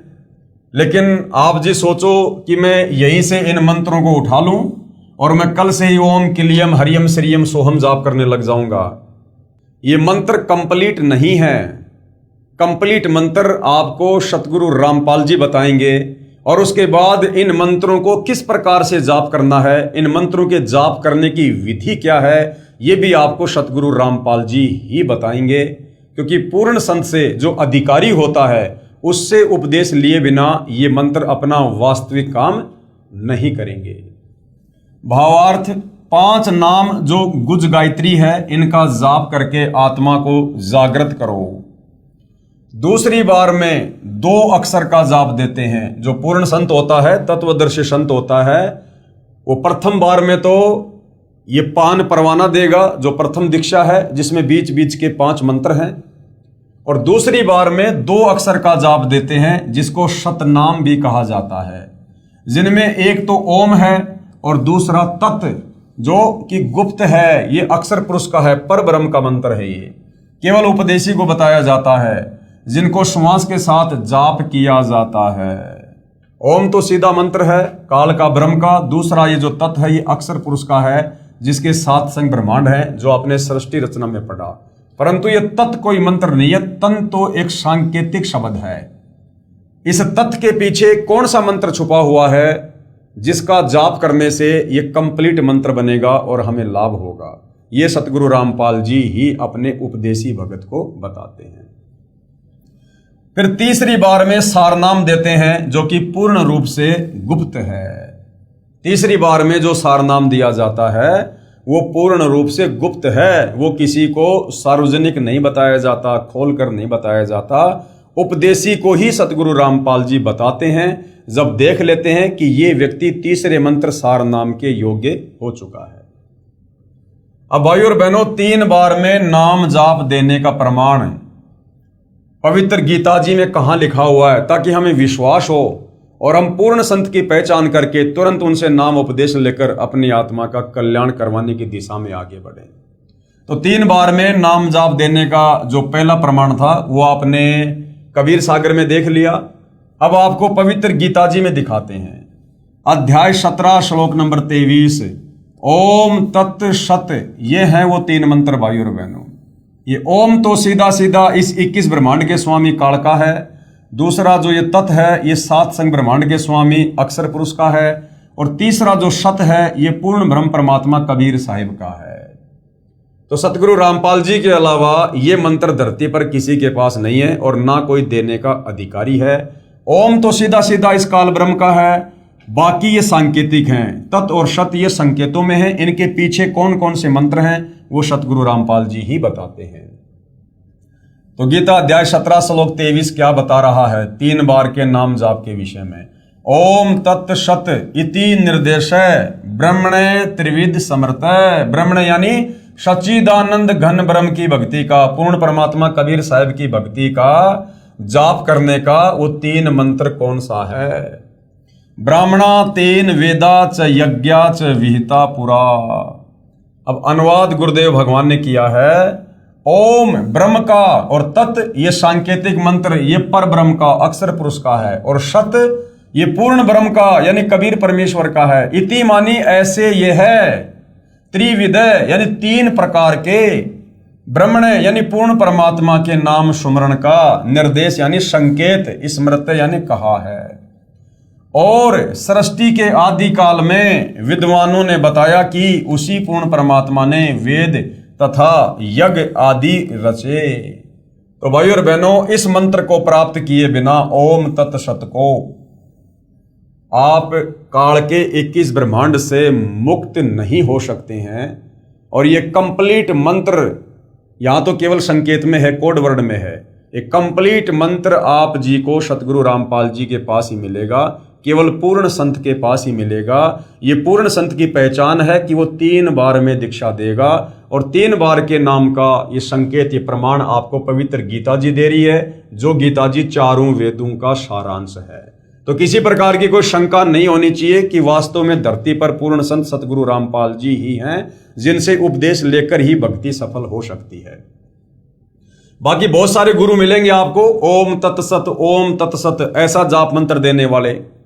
उनके शिष्य ओम तत्सत जाप करते रहते हैं, चाहे पूरी जिंदगी करते रहो, कोई बदलाव नहीं मिलेगा आपको उनके जीवन में, उनके क्रिया में, उनके स्वभाव में, उनके खान पान में, उनके विचारों में। क्योंकि ये मंत्र है ही नहीं, ये कंप्लीट नहीं है, ये तो संकेत है, ये तो कोड वर्ड में है। क्योंकि गीता जी 4 वेदों का सार है, गीता जी 4 वेदों का संक्षिप्त रूप है, इसलिए संकेतों में है। और संकेतों को वो तत्वदर्शी संत ही समझा सकता है। संख्या नंबर 822 सामवेद उतारचिक अध्याय 3 खंड नंबर 5 श्लोक नंबर 8 सतगुरु रामपाल जी द्वारा भाषा भाष्य। अब यहां पर क्या लिखा हुआ है, ये श्लोक आप जियों के सामने है भाई और बहनों। प्रत्येक शब्द का गुरुदेव ने यहां पर हिंदी में अनुवाद भी किया हुआ है। हम सीधा सीधा इसके भावार्थ पर चलेंगे कि ये श्लोक हमें क्या समझाना चाहता है। भावार्थ इस मंत्र में स्पष्ट किया है कि पूर्ण परमात्मा कबीर अर्थात कबीर मानव शरीर में गुरु रूप में प्रकट होकर प्रभु प्रेमियों को 3 नाम का जाप देकर सत्य भक्ति कराता है। अब देखिएगा भाई और बहनों, यहां पर यह भी क्लियर हो जाएगा कि कबीर परमात्मा स्वयं आते हैं सतलोक से चलकर भक्ति बताने, या किसी परम ज्ञानी संत को भेजते हैं। क्या लिखा है इस मंत्र में, यह स्पष्ट किया है कि पूर्ण परमात्मा कबीर अर्थात कबीर मानव शरीर में एक मनुष्य का चोला धारण करके और गुरु रूप में प्रकट होकर प्रभु प्रेमियों को, यानी परमात्मा चाहने वाली आत्माओं को, जो मंदिर मस्जिद चर्च गुरुद्वारों में भटकते रहते हैं भगवान के लिए, उनको 3 नाम का जाप देकर और सत्य भक्ति कराता है। कबीर परमात्मा स्वयं ही मानव रूप में प्रकट होकर, उनका शरीर आप और हमारे जैसा नहीं होता, दिखाई अवश्य देता है हमारे जैसा, परंतु उनका शरीर तेज पुंज का होता है, नूरी होता है, शब्द का होता है। तो वो कबीर परमात्मा खुद ही धरती पर प्रकट होकर सतगुरु की भूमिका करता है, तत्वदर्शी संत कहलाता है, जगत गुरु कहलाता है, और परमात्मा चाहने वाली आत्माओं को 3 बार में दीक्षा देता है।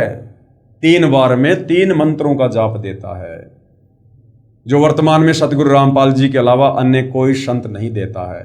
तो यह प्रमाण सामवेद में भी है, तो इससे भी हमें पूर्ण संत की पहचान होती है।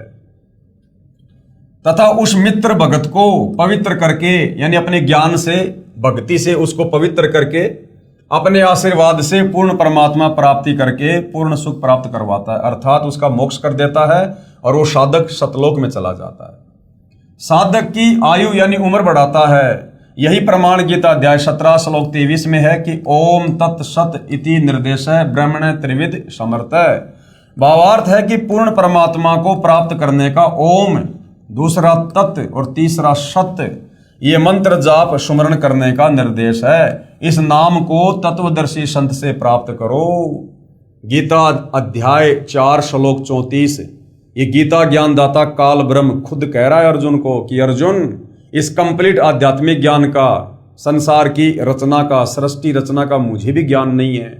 अगर तुझे ज्ञान प्राप्त करना है और मोक्ष प्राप्त करना है तो किसी तत्वदर्शी संत की खोज कर। तो भाई और बहनों, आज धरती पर वह तत्वदर्शी संत सतगुरु रामपाल जी हैं। इस नाम को तत्वदर्शी संत से प्राप्त करो। तत्वदर्शी संत के विषय में गीता अध्याय 4 श्लोक नंबर 34 में कहा है। किसने कहा है? गीता जी का ज्ञान देने वाले इस ब्रह्म ने, इस काल ने, दुर्गा के पति ने, ब्रह्मा विष्णु महेश के पिता ने श्री कृष्ण जी के शरीर में प्रेत की भांति प्रवेश करके, और क्या कहा है? तथा गीता अध्याय नंबर 15 श्लोक नंबर 1 व 4 में तत्वदर्शी संत की पहचान बताई है। गीता जी अध्याय 15 और श्लोक 1 से 4 में तत्वदर्शी संत की, पूर्ण संत की पहचान बताई गई है तथा कहा है कि तत्वदर्शी संत से तत्व ज्ञान जानकर उसके पश्चात उस परम पद परमेश्वर की खोज करनी चाहिए, जहां जाने के पश्चात साधक यानी भगत लौटकर संसार में यानी काल के 21 ब्रह्मांडों में नहीं आते, अर्थात पूर्ण मुक्त हो जाते हैं। उसी पूर्ण परमात्मा से संसार की रचना हुई है। यानी वो तत्वदर्शी संत ही संसार रूपी उल्टे लटके उस पीपल के वृक्ष की व्याख्या करेगा जो आपने सृष्टि रचना सुनी, जिसमें सर्वप्रथम कबीर परमात्मा ने ऊपर के 4 अविनाशी लोकों की रचना की, अनामी लोक, अगम लोक, अलख लोक, शतलोक। उसके बाद में कबीर परमेश्वर ने इस काल को 21 ब्रह्मांड दिए, सतलोक से बाहर किया। उसके बाद अक्षर पुरुष को 7 संग ब्रह्मांड दिए और शतलोक से बाहर किया। इस प्रकार से कंप्लीट सृष्टि रचना को वो तत्वदर्शी संत ही बताएगा। ये पूर्ण संत की पहचान होती है, तत्वदर्शी संत की पहचान होती है। विशेष उपरोक्त विवरण से स्पष्ट हुआ कि पवित्र चारों वेद भी साक्षी हैं कि पूर्ण परमात्मा ही पूजा के योग्य है। उसका वास्तविक नाम कबीर देव अर्थात कबीर परमेश्वर है तथा 3 मंत्र के नाम का जाप करने से ही पूर्ण मोक्ष होता है। धर्मदास जी को तो परमेश्वर कबीर साहिब जी ने सार शब्द देने से मना कर दिया था तथा कहा था कि यदि सार शब्द किसी काल के दूत के हाथ पड़ गया तो बिचली पीढ़ी वाले हंस पार नहीं हो पाएंगे। जैसे कलयुग के प्रारंभ में प्रथम पीढ़ी वाले भगत अशिक्षित थे, यानी 650 साल पहले जो हम 64 लाख भगत थे वो अनपढ़ थे, अशिक्षित थे। तथा कलयुग के अंत में यानी इस कलयुग की बिचली पीढ़ी के समाप्त होने के बाद में कलयुग के अंत में लाखों साल बाद जो तीसरी जो पीढ़ी शुरू होगी तथा कलयुग के अंत में अंतिम पीढ़ी वाले भगत वो कृतघ्नी हो जाएंगे, वो भक्ति के योग्य नहीं रहेंगे। तथा अब वर्तमान में सन 1947 से भारत स्वतंत्र होने के पश्चात बिचली पीढ़ी प्रारंभ हुई है। जिस दिन सतगुरु रामपाल जी इस धरती पर प्रकट हुए 8 सितंबर 1951 को, उस दिन से कलयुग की बिचली पीढ़ी शुरू हुई है और जब तक सतगुरु रामपाल जी रहेंगे ये कलयुग की बिचली पीढ़ी रहेगी। तो क्या कहा जा रहा है, अब वर्तमान में सन 1947 से भारत स्वतंत्र होने के पश्चात बिचली पीढ़ी प्रारंभ हुई है। सन 1951 में सतगुरु रामपाल जी महाराज को भेजा गया है, भेजा नहीं गया, सतगुरु रामपाल जी स्वयं सतलोक से चलकर आए हैं, प्रकट हुए हैं। अब सर्व भगतजन शिक्षित हैं, शास्त्र अपने पास विद्यमान है। अब यह सतमार्ग सत साधना पूरे संसार में फैलेगा तथा नकली गुरु तथा संत महंत छुपते फिरेंगे, क्योंकि भाई और बहनों इस ज्ञान के अलावा आने वाले कुछ ही वर्षों में धरती पर दूसरा ज्ञान नहीं रहेगा। सभी आत्माओं को परमात्मा की चाहत है, बेचारे भटक रहे हैं लेकिन कहीं शास्त्र अनुकूल साधना नहीं मिल रही और किसी प्रकार का आध्यात्मिक लाभ नहीं हो रहा। हर आदमी दुखी है, परेशान है, फिर भी परमात्मा की खोज में लगा हुआ है।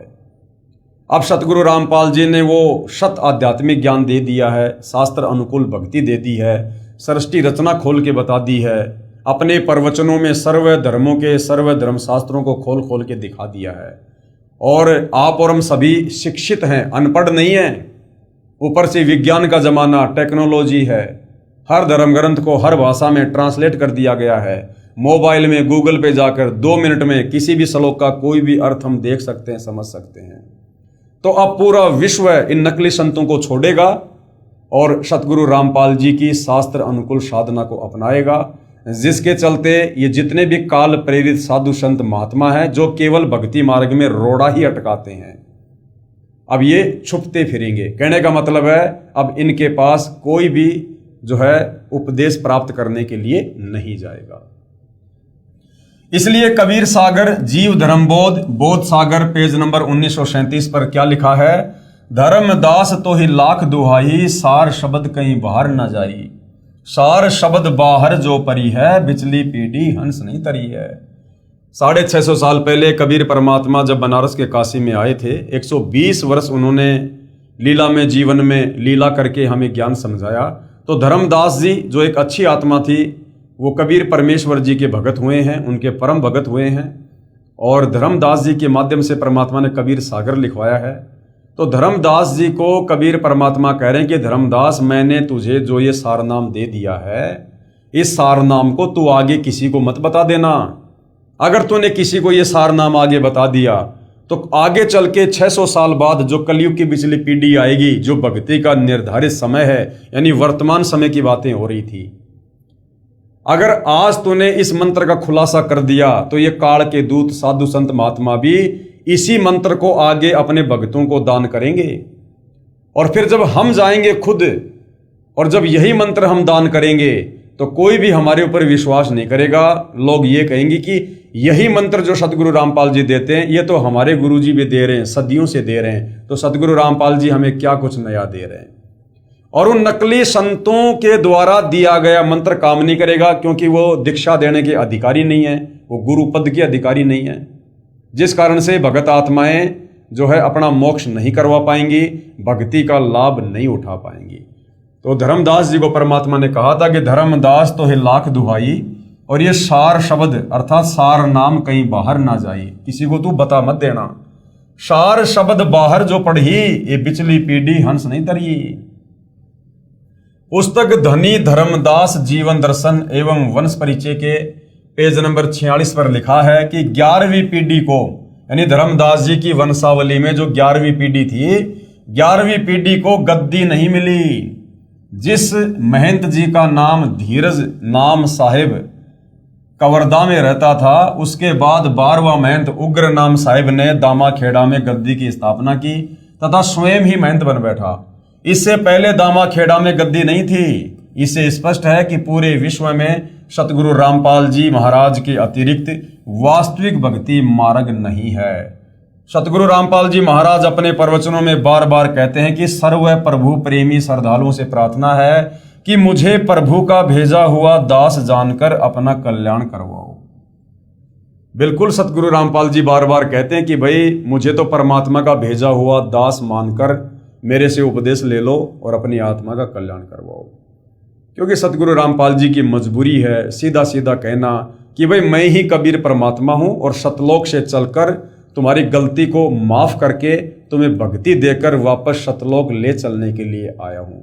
तो कोई भी व्यक्ति उनकी इस बात पर यकीन नहीं करेगा, क्योंकि हमें भक्ति और भगवान की परिभाषा का ही नहीं पता, हमें पूर्ण संत की पहचान का ही नहीं पता, हम सृष्टि रचना से ही अपरिचित हैं। इसलिए सतगुरु रामपाल जी स्वयं कबीर परमेश्वर होते हुए अपने आप को छुपाकर कबीर जी का दास बताकर ये ज्ञान आप और हम तक पहुंचाने का प्रयास कर रहे हैं। और जिन जिन आत्माओं को ये ज्ञान आगे चलकर समझ में आने लग जाता है, उन आत्माओं को सतगुरु रामपाल जी में कोई कबीर जी का दास नहीं बल्कि स्वयं कबीर ही नजर आता है। ये संसार समझदा नहीं कहंदा शाम दोपहरे नू, गरीब दास ये वक्त जात है रोग इस पैरे नू। यदि एक बार ये समय हाथ से निकल गया, सतगुरु रामपाल जी इस धरती से वापस सतलोक चले गए, उसके बाद हाथ मसलते रह जाओगे, उसके बाद आत्म कल्याण नहीं है। तो उनके रहते सहते उनसे नाम उपदेश लेकर भाई अपनी जो है आत्मा का कल्याण करवाना चाहिए। 12वां पंथ किसका? आदरणीय गरीबदास जी का 12वें पंथ यानी गरीबदास पंथ 12वां पंथ लिखा है कबीर सागर कबीर चरित्र बोध पेज नंबर 1870 पर। इसके विषय में कबीर सागर कबीर वाणी पेज नंबर 136-137 पर वाणी लिखी है कि अब आपको पता चलेगा कि सतगुरु रामपाल जी कौन है वर्तमान में, स्वयं कबीर जी हैं या कबीर जी के द्वारा भेजे गए दास हैं। संवत 1775 होई ता दिन प्रेम प्रकटे जग सोई, यानी ये आदरणीय गरीबदास जी के विषय में है कि सन 1775 में आदरणीय गरीबदास जी का इस धरती पर प्राकाटे होगा। और साखी हमारी लिए जीव समझावे असंख्य जन्म ठोर नहीं पावे। और गरीबदास जी इस 12वें पंथ की शुरुआत करेंगे, 12वें पंथ के गुरु होंगे। वो कबीर जी की वाणियों को आधार बनाकर ही ज्ञान समझाएंगे, परंतु गरीबदास जी के 12वें पंथ में नाम उपदेश प्राप्त करके कोई भी आत्मा सतलोक नहीं जा पाएगी। 12वें पंथ प्रकट है वाणी शब्द हमारे की निर्णय ठानी, अस्थिर घर का मरम न पावे ये 12 पंथ हमी को ध्यावे। यानी भक्ति तो कबीर जी की करेंगे, परंतु complete way of worship, complete भक्ति की विधि 12वें पंथ में ना होने के कारण 12वें पंथ के भगत भी, साधक भी सतलोक नहीं जा पाएंगे। फिर क्या होगा? 12वें पंथ हम ही चल आवे। कबीर परमेश्वर जी ने 650 साल पहले धर्मदास जी को कह दिया था, कबीर सागर में लिखवा दिया था कि धर्मदास, जब गरीबदास जी का 12वां पंथ चल चुका होगा, उसके बाद उस 12वें पंथ में फिर आगे चलकर हम ही कौन? स्वयं कबीर जी, कि हम ही चल आवे, यानी मैं कबीर खुद ही आगे चलकर 12वें पंथ में आऊंगा और सब पंथ मेट एक ही पंथ चलावे, और सारे पंथों को खत्म करके, खत्म कैसे करेंगे? तलवार से नहीं, लड़ाई झगड़ा करके नहीं, अपना तत्व ज्ञान देकर उन 12 पंथों के अज्ञान को नष्ट कर देंगे और फिर एक नया पंथ चलाएंगे, 13वां कबीर पंथ। तो सन 1994 में सतगुरु रामपाल जी ने नया यथार्थ 13वां कबीर पंथ शुरू किया। उससे पहले 17 फरवरी 1988 को आदरणीय राम देवानंद जी को अपना मुंह बोला गुरु बनाकर गरीबदास के 12वें पंथ में प्रवेश किया, क्योंकि आदरणीय राम देवानंद जी गरीबदास जी के 12वें पंथ के अंतिम संत थे, अंतिम गुरु थे।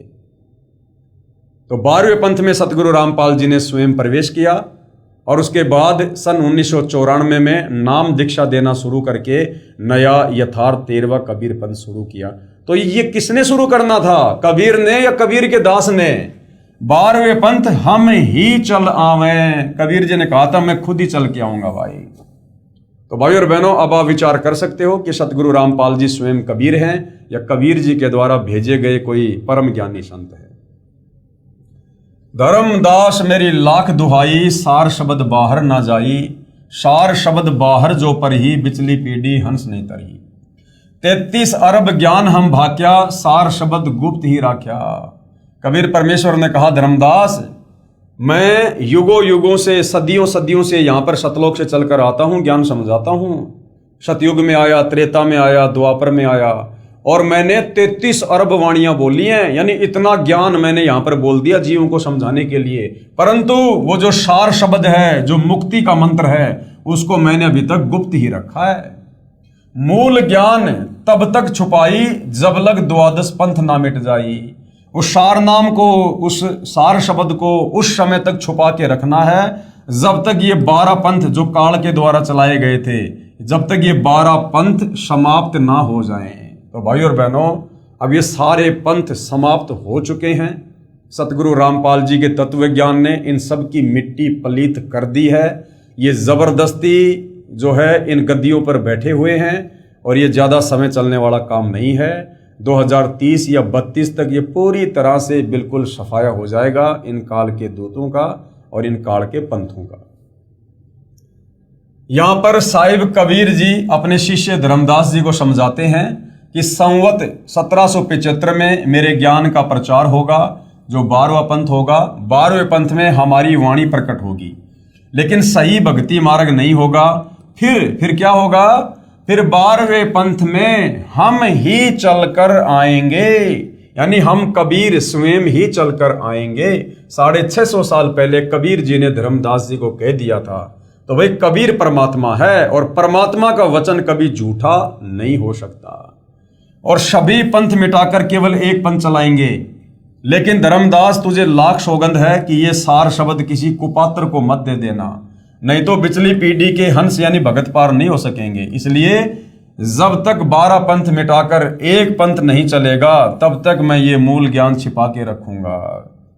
संत गरीबदास जी महाराज की वाणी में नाम का महत्व। नाम अभय पद ऊंचा, संतो नाम अभय पद ऊंचा। राम दुहाई साच कह तू, सतगुरु से पूछा। कहे कबीर पुरुष बरियाम, गरीबदास एक नौका नाम। जिस प्रकार समुद्र से नौका पार करती है, उसी प्रकार इस काल के समुद्र से, भवसागर से हमें नाम रूपी नौका ही, जो सतगुरु से उपदेश प्राप्त करके लेंगे, उसी से हम पार होंगे, यानी मोक्ष होगा। नाम निरंजन नीका, संतो नाम निरंजन नीका। तीर्थ व्रत थोतरे लागे, जब तब संजम फीका। गज तूरक पाल की अर्था, नाम बिना सब दान व्यर्था। कबीर नाम गहे सो संत सुजाना, नाम बिना जग उर्जाना। ताही ना जाने ये संसारा, नाम बिना सब जम के चारा। उस वास्तविक सार नाम सार शब्द के बिना सब यहां पर काल की खुराक ही बनकर रहेंगे।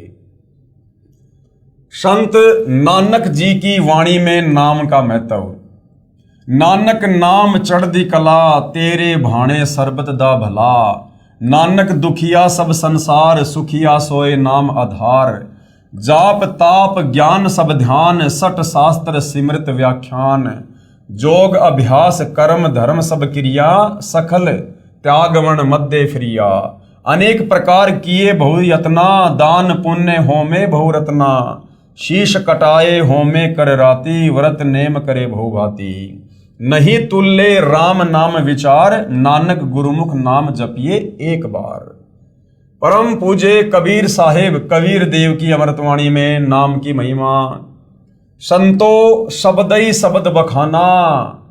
हम इसका जो सरलार्थ है वो आगे पढ़ेंगे, पहले क्या वाणी है उसको हम पढ़ते हैं। संतो शब्दई शब्द बखाना, यानी सब संतों ने नाम की महिमा गाई है। शब्द फांस फंसा, सब कोई शब्द नहीं पहचाना। लेकिन झूठे शब्दों के चक्कर में ओम नमः भागवते वासुदेवाय नमः, जय जय राम हरे राम, राधे राधे श्याम मिला दे, ओम नमः शिवाय, इन झूठे नाम जाप के चक्कर में पूरा संसार उलझा हुआ है। कोई शब्द नहीं पहचाना। वो वास्तव में शब्द, वो मंत्र, वो गीता अध्याय 17 श्लोक 23 का ओम तत्सत, वो वास्तविक मंत्र आज तक कोई नहीं समझ पाया, कोई प्राप्त नहीं कर पाया, और उसके बिना मुक्ति नहीं हो सकती। और वो मंत्र अब वर्तमान में कंप्लीट सतगुरु रामपाल जी से उपदेश प्राप्त करके ही आप जी ले सकते हो, लाभ उठा सकते हो। प्रथम ही ब्रह्म स्वयं इच्छा ते पांचों शब्द उचारा, सोहम निरंजन निरंकार शक्ति और ओंकारा। पांचों तत्व प्रकृति तीनों गुण उपजाया, लोक दीप चारों खान 84 लख बनाया। इस सृष्टि रचना में सब कुछ आप जियों को बता दिया गया है कि किस प्रकार से ये पांचों तत्व इस काल में कूर्म के मुकुट से प्राप्त किए, और 5 तत्व से इसने किस ब्रह्मांड में अपनी रचना की। और ये प्रकृति यानी इसकी पत्नी है दुर्गा, और तीनों गुण उपजाया, यानी इस प्रकृति से इस काल ने शारीरिक संबंध बना के पति पत्नी व्यवहार करके तीनों गुण उपजाया। ये ब्रह्मा विष्णु महेश एक एक गुण से युक्त हैं। रजगुण ब्रह्मा, सतगुण विष्णु, तमगुण शंकर। लोक दीप चारों खान 84 लख बनाया, शब्दई काल कलंदर कहिए शब्दई भरम भुलाया। 5 शब्द की आस में सर्वस्व मूल गवाया। इस काल के जो 5 नाम है, इन 5 नामों को जाप करके इंसान कभी भी यहां से मुक्त नहीं हो सकता। शब्दई ब्रह्म प्रकाश मेट के बैठे मुंदे द्वारा, और शब्दई निर्गुण शब्दई सरगुण शब्दई वेद पुकारा। शुद्ध ब्रह्म काया के भीतर बैठ करे स्थाना, ज्ञानी योगी पंडित और सिद्ध शब्द में उलझाना। 5 ही शब्द 5 हैं, मुद्रा काया बीच ठिकाना। जो जिह संक आराधन करता, सोती ही करत बखाना। शब्द निरंजन चांचरी मुर्दा है, नैनन के माही। ताको जाने गोरख योगी, महातेज तप माही। शब्द ओंकार भूचरी मुद्रा, त्रिकुटी है अस्ताना। व्यास देव ताही पहचाना, चांद सूर्य तिही जाना। सोहम शब्द अगोचरी मुद्रा, भवर गुफा स्थाना। सुखदेव मुनि ताही पहचाना, सुन अनहद को काना। शब्द ररंकार खेचरी मुर्दा, 10वें द्वार ठिकाना। ब्रह्मा विष्णु महेश आदि लो ररंकार पहचाना। शक्ति शब्द ध्यान उन्मनी मुद्रा, बसे आकाश स्नेही। झिलमिल झिलमिल जोत दिखावे, जाने जनक विदेही। 5 शब्द 5 हैं, मुद्रा सो निश्चय कर जाना। आगे पुरुष पुराण नी अक्षर, तिनकी खबर न जाना। 9 नाथ 84 सिद्ध, लो 5 शब्द में अटके। और मुद्रा साध रहे गट भीतर, फिर औंधे मुंह लटके। 5 शब्द 5 हैं मुद्रा, लोक दीप यमजाला। कहे कबीर अक्षर के आगे, नी अक्षर का उजियाला। अब क्या बताया गुरुदेव ने, इस काल के जो 5 मंत्र हैं, इन 5 मंत्रों को किन किन संतों ने महापुरुषों ने जपा, और इन 5 मंत्रों को जपने के बावजूद भी तत्वदर्शी संत के अभाव में, कंप्लीट भक्ति के कोर्स के अभाव में वो काल के ही जाल में रहे। जैसा कि इस शब्द संतों शब्दई शब्द बखाना, इसमें लिखा है कि सभी संत जन शब्द यानी नाम की महिमा सुनाते हैं। पूर्ण ब्रह्म कबीर साहिब जी ने बताया है कि शब्द सत्य पुरुष का भी है, जो कि सत्य पुरुष का प्रतीक है। वह ज्योति निरंजन काल का प्रतीक भी शब्द ही है। जैसे शब्द ज्योति निरंजन, जब कबीर परमात्मा ने इसको अंडे से उत्पन्न किया तो इसका क्या नाम रखा था? ज्योति निरंजन। तो ये ज्योति निरंजन इस काल का शब्द है। जैसे शब्द ज्योति निरंजन यह चांचरी मुद्रा को प्राप्त करवाता है, इसको गोरख योगी ने बहुत अधिक तप करके प्राप्त किया, जो कि आम साधारण व्यक्ति के बस की बात नहीं है, लेकिन वो भी पार नहीं हो पाया। वो गोरख भी 650 साल पहले कबीर परमात्मा की शरण में आया, फिर कबीर परमेश्वर ने उसको 2 अक्षर का शतनाम दिया, तब जाकर कहीं उसका रास्ता निकला आत्म कल्याण का। और फिर गोरखनाथ काल तक ही साधना करके सिद्ध बन गए, मुक्त नहीं हो पाए। जब कबीर साहिब ने शतनाम तथा सारनाम दिया, तब काल से छुटकारा गोरखनाथ जी का हुआ। काल से छुटकारे का मतलब है अभी उसका पूर्ण मोक्ष नहीं हुआ है, फिर से परमात्मा उसको मनुष्य जन्म देगा और कभी अपनी शरण में लेगा। क्योंकि गोरखनाथ जी 650 साल पहले कबीर परमेश्वर जी की शरण में आए थे। और जब आप सतगुरु रामपाल जी के सत्संग सुनेंगे तो आपको पता चलेगा कि गोरखनाथ जी भी उन 64 लाख भक्तों में ही थे, और 64 के 64 लाख भगत उस समय फैल हो गए थे। किसी का भी आत्म कल्याण नहीं हुआ, क्योंकि आत्म कल्याण करने का ठीक का समय वर्तमान कलयुग की पिछली पीढ़ी है। इसलिए ज्योति निरंजन नाम का जाप करने वाले काल जाल से नहीं बच सकते, अर्थात सतलोक नहीं जा सकते। उसके बाद एक शब्द है ओंकार, यानी ओम, जो इस काल का जाप है। ओंकार का जाप करने से भूचरी मुद्रा की स्थिति में साधक आ जाता है, जो कि वेद व्यास ने साधना की और काल जाल में ही रहा। उसके बाद में ये जो अकेला सोहम नाम है, इसको जाप करने से भी मुक्ति नहीं है। सोहम नाम के जाप से अगोचरी मुद्रा की स्थिति हो जाती है और काल के लोक में बनी भंवर गुफा में पहुंच जाते हैं, जिसकी साधना सुखदेव ऋषि ने की और केवल श्री विष्णु जी के लोक में बने स्वर्ग तक पहुंचा। उसके बाद में दूसरा शब्द है ररंकार। ये खैचरी मुद्रा 10वें द्वार सुषमणा तक पहुंच जाते हैं। ब्रह्मा विष्णु महेश तीनों ने ररंकार को ही सत्य मानकर काल के जाल में उलझे रहे। उसके बाद में है शक्ति, यानी श्रीयम, ये दुर्गा जी का मंत्र है। श्रीयम शब्द ये उन्मनी मुद्रा को प्राप्त करवा देता है, जिसको राजा जनक ने प्राप्त किया, परंतु मुक्ति नहीं हुई। कई संतों ने 5 नामों में शक्ति की जगह सत्य नाम जोड़ दिया है, जो कि सत्य नाम कोई जाप नहीं है। सतनाम कोई जाप नहीं है। सतनाम तो उस वास्तविक सच्चे नाम की ओर संकेत करता है कि भैया वो सच्चा नाम किसी पूर्ण संत से प्राप्त करके और अपनी आत्मा का कल्याण कराओ। ये सतनाम ये तो सच्चे नाम की तरफ इशारा करता है। जैसे सतलोक को सचखंड भी कहते हैं, ऐसे ही सत्य नाम वह सच्चा नाम है। केवल सतनाम जाप करने का नहीं है। इन 5 शब्दों की साधना करने वाले 9 नाथ तथा 84 सिद्ध भी इन्हीं तक सीमित रहे, यानी काल तक सीमित रहे, मोक्ष नहीं हुआ। तथा शरीर में यानी घट में ही धुन सुनकर आनंद लेते रहे, यानी काल इनको फंसा के रखता है इन 5 मंत्रों के जाप करवाकर। वास्तविक सतलोक स्थान तो शरीर यानी पिंड से, ब्रह्मांड से पार है। इसलिए फिर माता के गर्भ में आए उल्टे लटके, अर्थात जन्म मृत्यु का कष्ट समाप्त नहीं हुआ। जो भी उपलब्धि शरीर में होगी वह तो काल ब्रह्म तक की ही है, क्योंकि पूर्ण परमात्मा का निज स्थान सतलोक तथा उसी के शरीर का प्रकाश तो परब्रह्म आदि से भी अधिक तथा बहुत आगे दूर है। उसके लिए तो पूर्ण संत ही पूरी साधना बताएगा, जो 5 नामों शब्दों से भिन्न है। इस काल के 5 नामों से भिन्न है। उन शब्दों से हमारी मुक्ति होगी जो शब्द आपको पूर्ण संत ही बताएगा, तत्वदर्शी संत ही बताएगा। तो भाई और बहनों, इन 5 नामों के अतिरिक्त जो वास्तविक 7 नाम हैं, जो प्रथम दीक्षा में सतगुरु रामपाल जी देते हैं, इनके अलावा संसार में और किसी के पास नहीं है। संतोष सतगुरु मोहे भावे, जो नैनन अलख लखावे, ढोलत डिगे ना बोलत बिसरे, सत उपदेश दरडावे, आंख ना मुंदे कान ना रुंदे, ना अनहद उर्जावे। जैसे बहुत सारे पंथ हैं, राधा स्वामी पंथ है, इनमें 2-2, 2.5 घंटे भक्तों को बैठा दिया जाता है। आंख बंद कर लो, कान बंद कर लो, अंदर वो धुन सुनो। तो कबीर परमात्मा कहते हैं मुझे वो सतगुरु अच्छा नहीं लगता, मुझे तो वो सतगुरु अच्छा लगता है, वो मेरे मन भाता है जो आंख ना मूंदे, कान ना रुंदे, ना अनहद उर्झावे, और प्राण पुंज क्रियाओं से न्यारा सहज समाधि बतावे। तो सतगुरु रामपाल जी का भक्ति मार्ग सहज मार्ग है।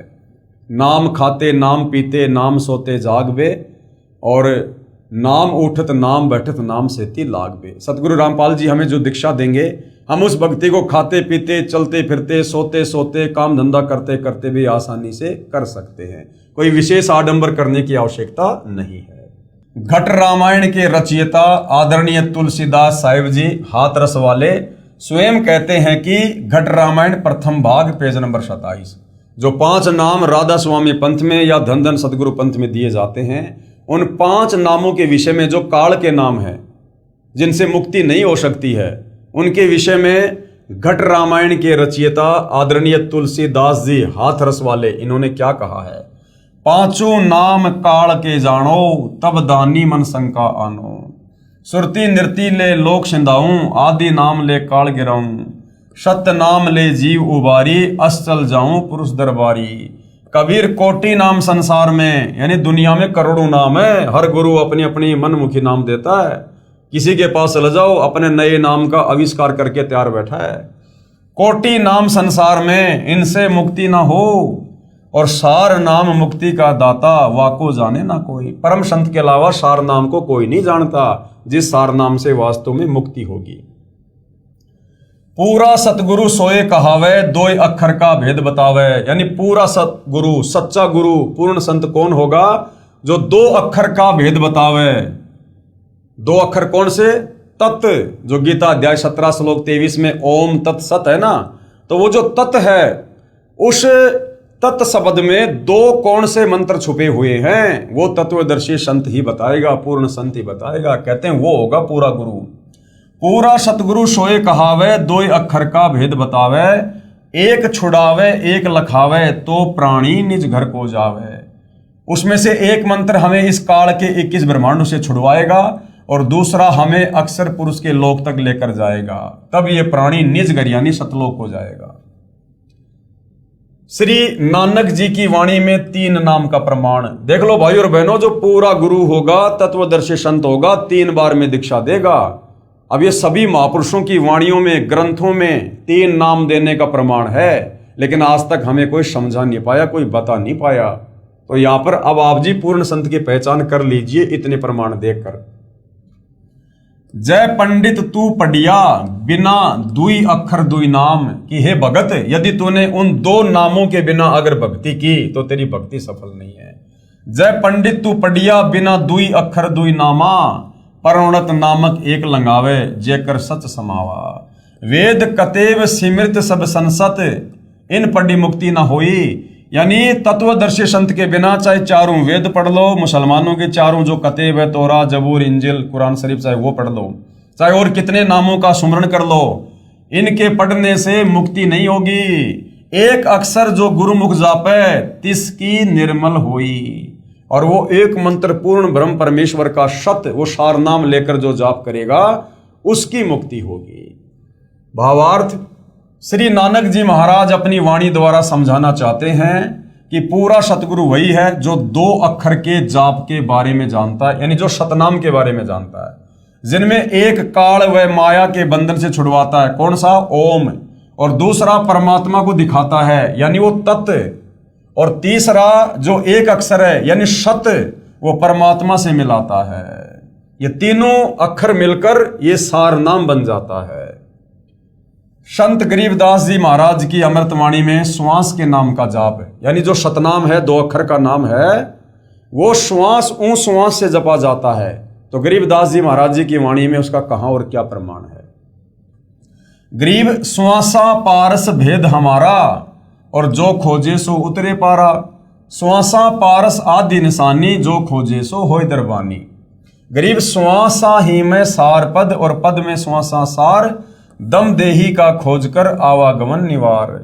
गरीब श्वास सुरती के मध्य है, न्यारा कदे नहीं होए, सतगुरु साक्षी भूत को राखो सुरती समोए। गरीब चार पदार्थ उर्मे जोवे, सुरती नृति मन पवन समोवे, सुरती नृति मन पवन पदार्थ करो इकतर यार, द्वादश अंदर समोय ले दिल अंदर दीदार। कबीर कहता हूं कहीं जात हूं, कहूं बजाकर ढोल, और श्वास जो खाली जात है, यानी सतनाम के जाप के बिना यदि आपकी श्वास व्यर्थ हो रही हैं, बर्बाद हो रही हैं, भाई 3 लोक का मोल इतना कीमती है वो सतनाम। उस सतनाम का एक मंत्र जो श्वास उन श्वास से जाप करते हैं उसकी इतनी कीमत है। ये जो 3 लोक हैं, स्वर्गलोक, पाताल लोक, पृथ्वी लोक, इन तीनों लोकों से भी ज्यादा कीमत उस सतनाम के एक बार श्वास ऊं श्वास से जाप करने की है। और ऐसा अनमोल मंत्र भाई और बहनों वर्तमान में सतगुरु रामपाल जी ही दान कर रहे हैं। कबीर माला श्वास ऊं श्वास की फेरेंगे निजदास, यानी जो सतनाम का लगातार जाप करेगा 84 भर में नहीं, इस काल के 21 ब्रह्मांड में लग 84 योनियों में नहीं भरमेगा। और कटे कर्म की फांस, काल ने हमें जो कर्म बंधनों में बांध रखा है, ये हमारी जो कर्म की फांस है ये सतनाम के जाप से कट जाएगी और हम यहां से मुक्त होकर सतलोक जा पाएंगे। श्री नानक देव जी की वाणी में प्रमाण, चहूं का संग चहूं की मीत, जामे चार हटावे नित, मन पवन को राखे बंद, लह त्रिकुटी त्रिवेणी संध, अखंड मंडल में सुन समाना, मन पवन सचखंड टिकाना। पूर्ण सतगुरु वही है जो 3 बार में नाम दे और श्वास की क्रिया के साथ सुमरण का तरीका बताए, तभी जीव का मोक्ष संभव है। जैसे परमात्मा सत्य है, ठीक उसी प्रकार परमात्मा का साक्षात्कार व मोक्ष प्राप्त करने का तरीका भी आदि अनादि व सत्य है, जो कभी नहीं बदलता। गरीबदास जी महाराज अपनी वाणी में क्या कहते हैं, भक्ति बीज पलटे नहीं, युग चाही असंख्य, साईं सिर पर राखियो 84 नहीं संख, गीसा आए एको देश से, उतरे एको घाट, समझू का मार्ग एक है और मूर्ख 12 बाट। कबीर भक्ति बीज पलटे नहीं, आन पड़े बहुजोल, जय कंचन बिष्टा पड़े, घटे न ताका मोल। क्या कह रहे हैं गुरुदेव, बहुत से महापुरुष सच्चे नामों के बारे में नहीं जानते, वे मनमुखी नाम देते हैं जिससे न सुख होता है और न ही मुक्ति होती है।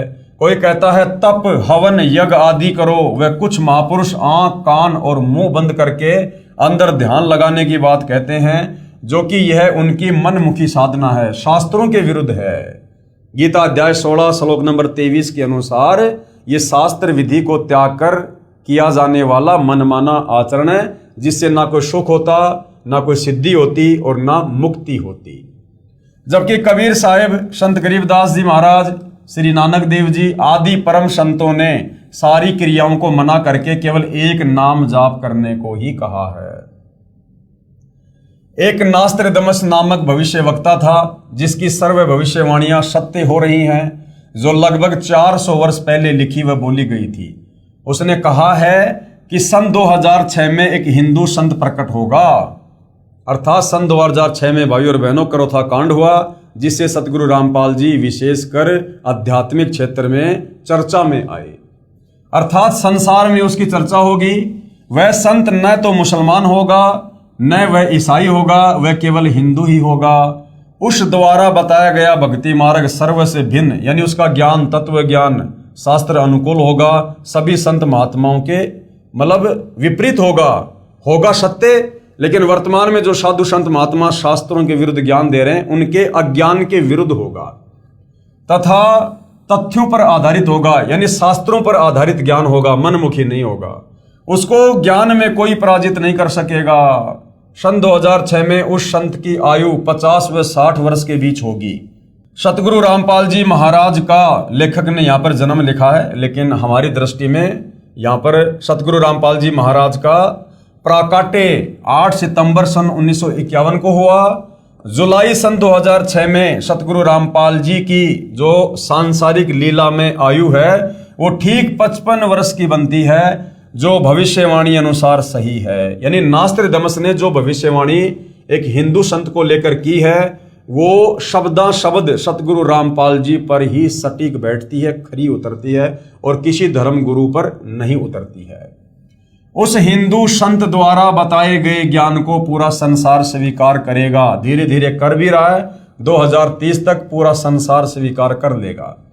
उस हिंदू संत की अध्यक्षता में सर्व संसार में भारतवर्ष का शासन होगा, तथा उस संत की आज्ञा से सर्वकार्य होंगे। उसकी महिमा आसमानों से ऊपर होगी। नास्त्रदमस द्वारा बताया सांकेतिक सतगुरु रामपाल जी महाराज है, जो सन 2006 में विख्यात हुए। भले ही अनजानों ने बुराई करके प्रसिद्ध किया, यानी क्रोथा कांड करवा के उनको प्रसिद्ध किया, परंतु संत में कोई दोष नहीं है। उपरोक्त लक्षण जो बताए हैं ये सभी तत्वदर्शी सतगुरु रामपाल जी महाराज में विद्यमान है। तो भाई और बहनों, आज का हमारा जो टॉपिक था पवित्र पुस्तक ज्ञान गंगा को लेकर, वो था पूर्ण संत की पहचान। ये पूर्ण संत की क्या पहचान होती है, हम कैसे पहचान करें। लाखों की संख्या में संत महात्मा मंडलेश्वर आचार्य शंकराचार्य बैठे हैं, सब अपने आप को और अपने ज्ञान को सर्वश्रेष्ठ बता रहे हैं कि मुक्ति का मार्ग केवल हमारे पास ही है, और मनमुखी साधना देते हैं, शास्त्रों के विरुद्ध ज्ञान बताते हैं, उनकी साधना से किसी प्रकार के कोई कर्म नहीं करते। तो पूर्ण संत की पहचान हमारे शास्त्रों में है। हिंदू धर्म के 4 वेद गीता जी में, मुसलमान धर्म की बाइबल में, ईसाइयों की कुरान शरीफ में, तौरेत में, जबूर में, और सिखों के गुरु ग्रंथ साहिब में। और आज आपको सर्व मुख्य धर्म ग्रंथों से दिखा दिया गया है, प्रमाणित कर दिया गया है कि पूर्ण संत के क्या लक्षण है, क्या पहचान है। और ये पहचान जो आपको इन धर्मशास्त्रों से प्रमाणित करके दिखाई है, बताई है, आज वर्तमान में मात्र सतगुरु रामपाल जी पर ही खरी उतरती हैं। तो भाई और बहनों, अब पूर्ण संत की पहचान करने में कोई देरी नहीं होनी चाहिए। आप और हम 184 योनियों के पशु पक्षी नहीं हैं जो हम चिंतन मनन नहीं कर सकते या हम समझ नहीं सकते। सर्व धर्मशास्त्र आप जियों के सामने रूबरू कर दिए गए हैं। आगे भी इस पवित्र पुस्तक ज्ञान गंगा से आपको बहुत कुछ भक्ति और परम संत के विषय में बताया जाएगा, समझाया जाएगा। यदि आपको ज्ञान धीरे धीरे समझ में आ रहा है तो आप जी पुस्तक के अलावा यूट्यूब पर जाकर सतगुरु रामपाल जी के सत्संग भी सुनिए, सृष्टि रचना को बार बार सुनिए, और सर्व धर्मशास्त्रों से प्रमाणित करके जो प्रवचन उन्होंने किए हैं आप उनको भी यूट्यूब पर सुन सकते हैं। और अति शीघ्र सतगुरु रामपाल जी से उपदेश प्राप्त करके अपनी आत्मा के कल्याण हेतु आगे बढ़िए। अन्यथा भाई और बहनों, यदि एक बार ये मनुष्य शरीर छूट गया, उसके बाद हमें ये काल 184 योनियों में डाल देगा। उसके बाद ना हम भक्ति करने के योग्य होंगे और ना हमें कोई भक्ति करवाने के लिए होगा।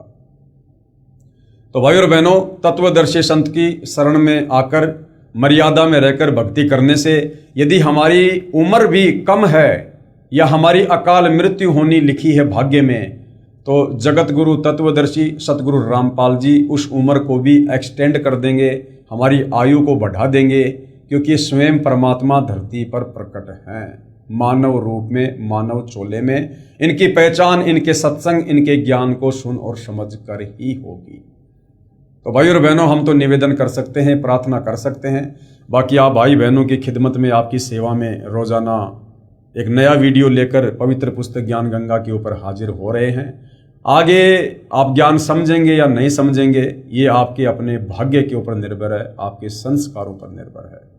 तो परम संत सतगुरु रामपाल जी से प्रार्थना करते रहिए, उनसे सद्बुद्धि की भिक्षा मांगते रहिए और उनके इस अमृत ज्ञान को लगातार सुनते रहिए। उनके आशीर्वाद से ये ज्ञान एक दिन अवश्य समझ में आएगा और उपदेश लेकर अपनी आत्मा का कल्याण करवाइए। तो भाई और बहनों, आज के इस एपिसोड में केवल इतना ही। कल परमेश्वर की सेवा में फिर हाजिर होंगे। तब तक गुरुदेव भगवान हम सबको आज्ञा दे, आशीर्वाद दे, सद्बुद्धि दे, हमारा मार्गदर्शन करे। बंदी छोड़ सतगुरु रामपाल जी परमेश्वर जी की जय हो।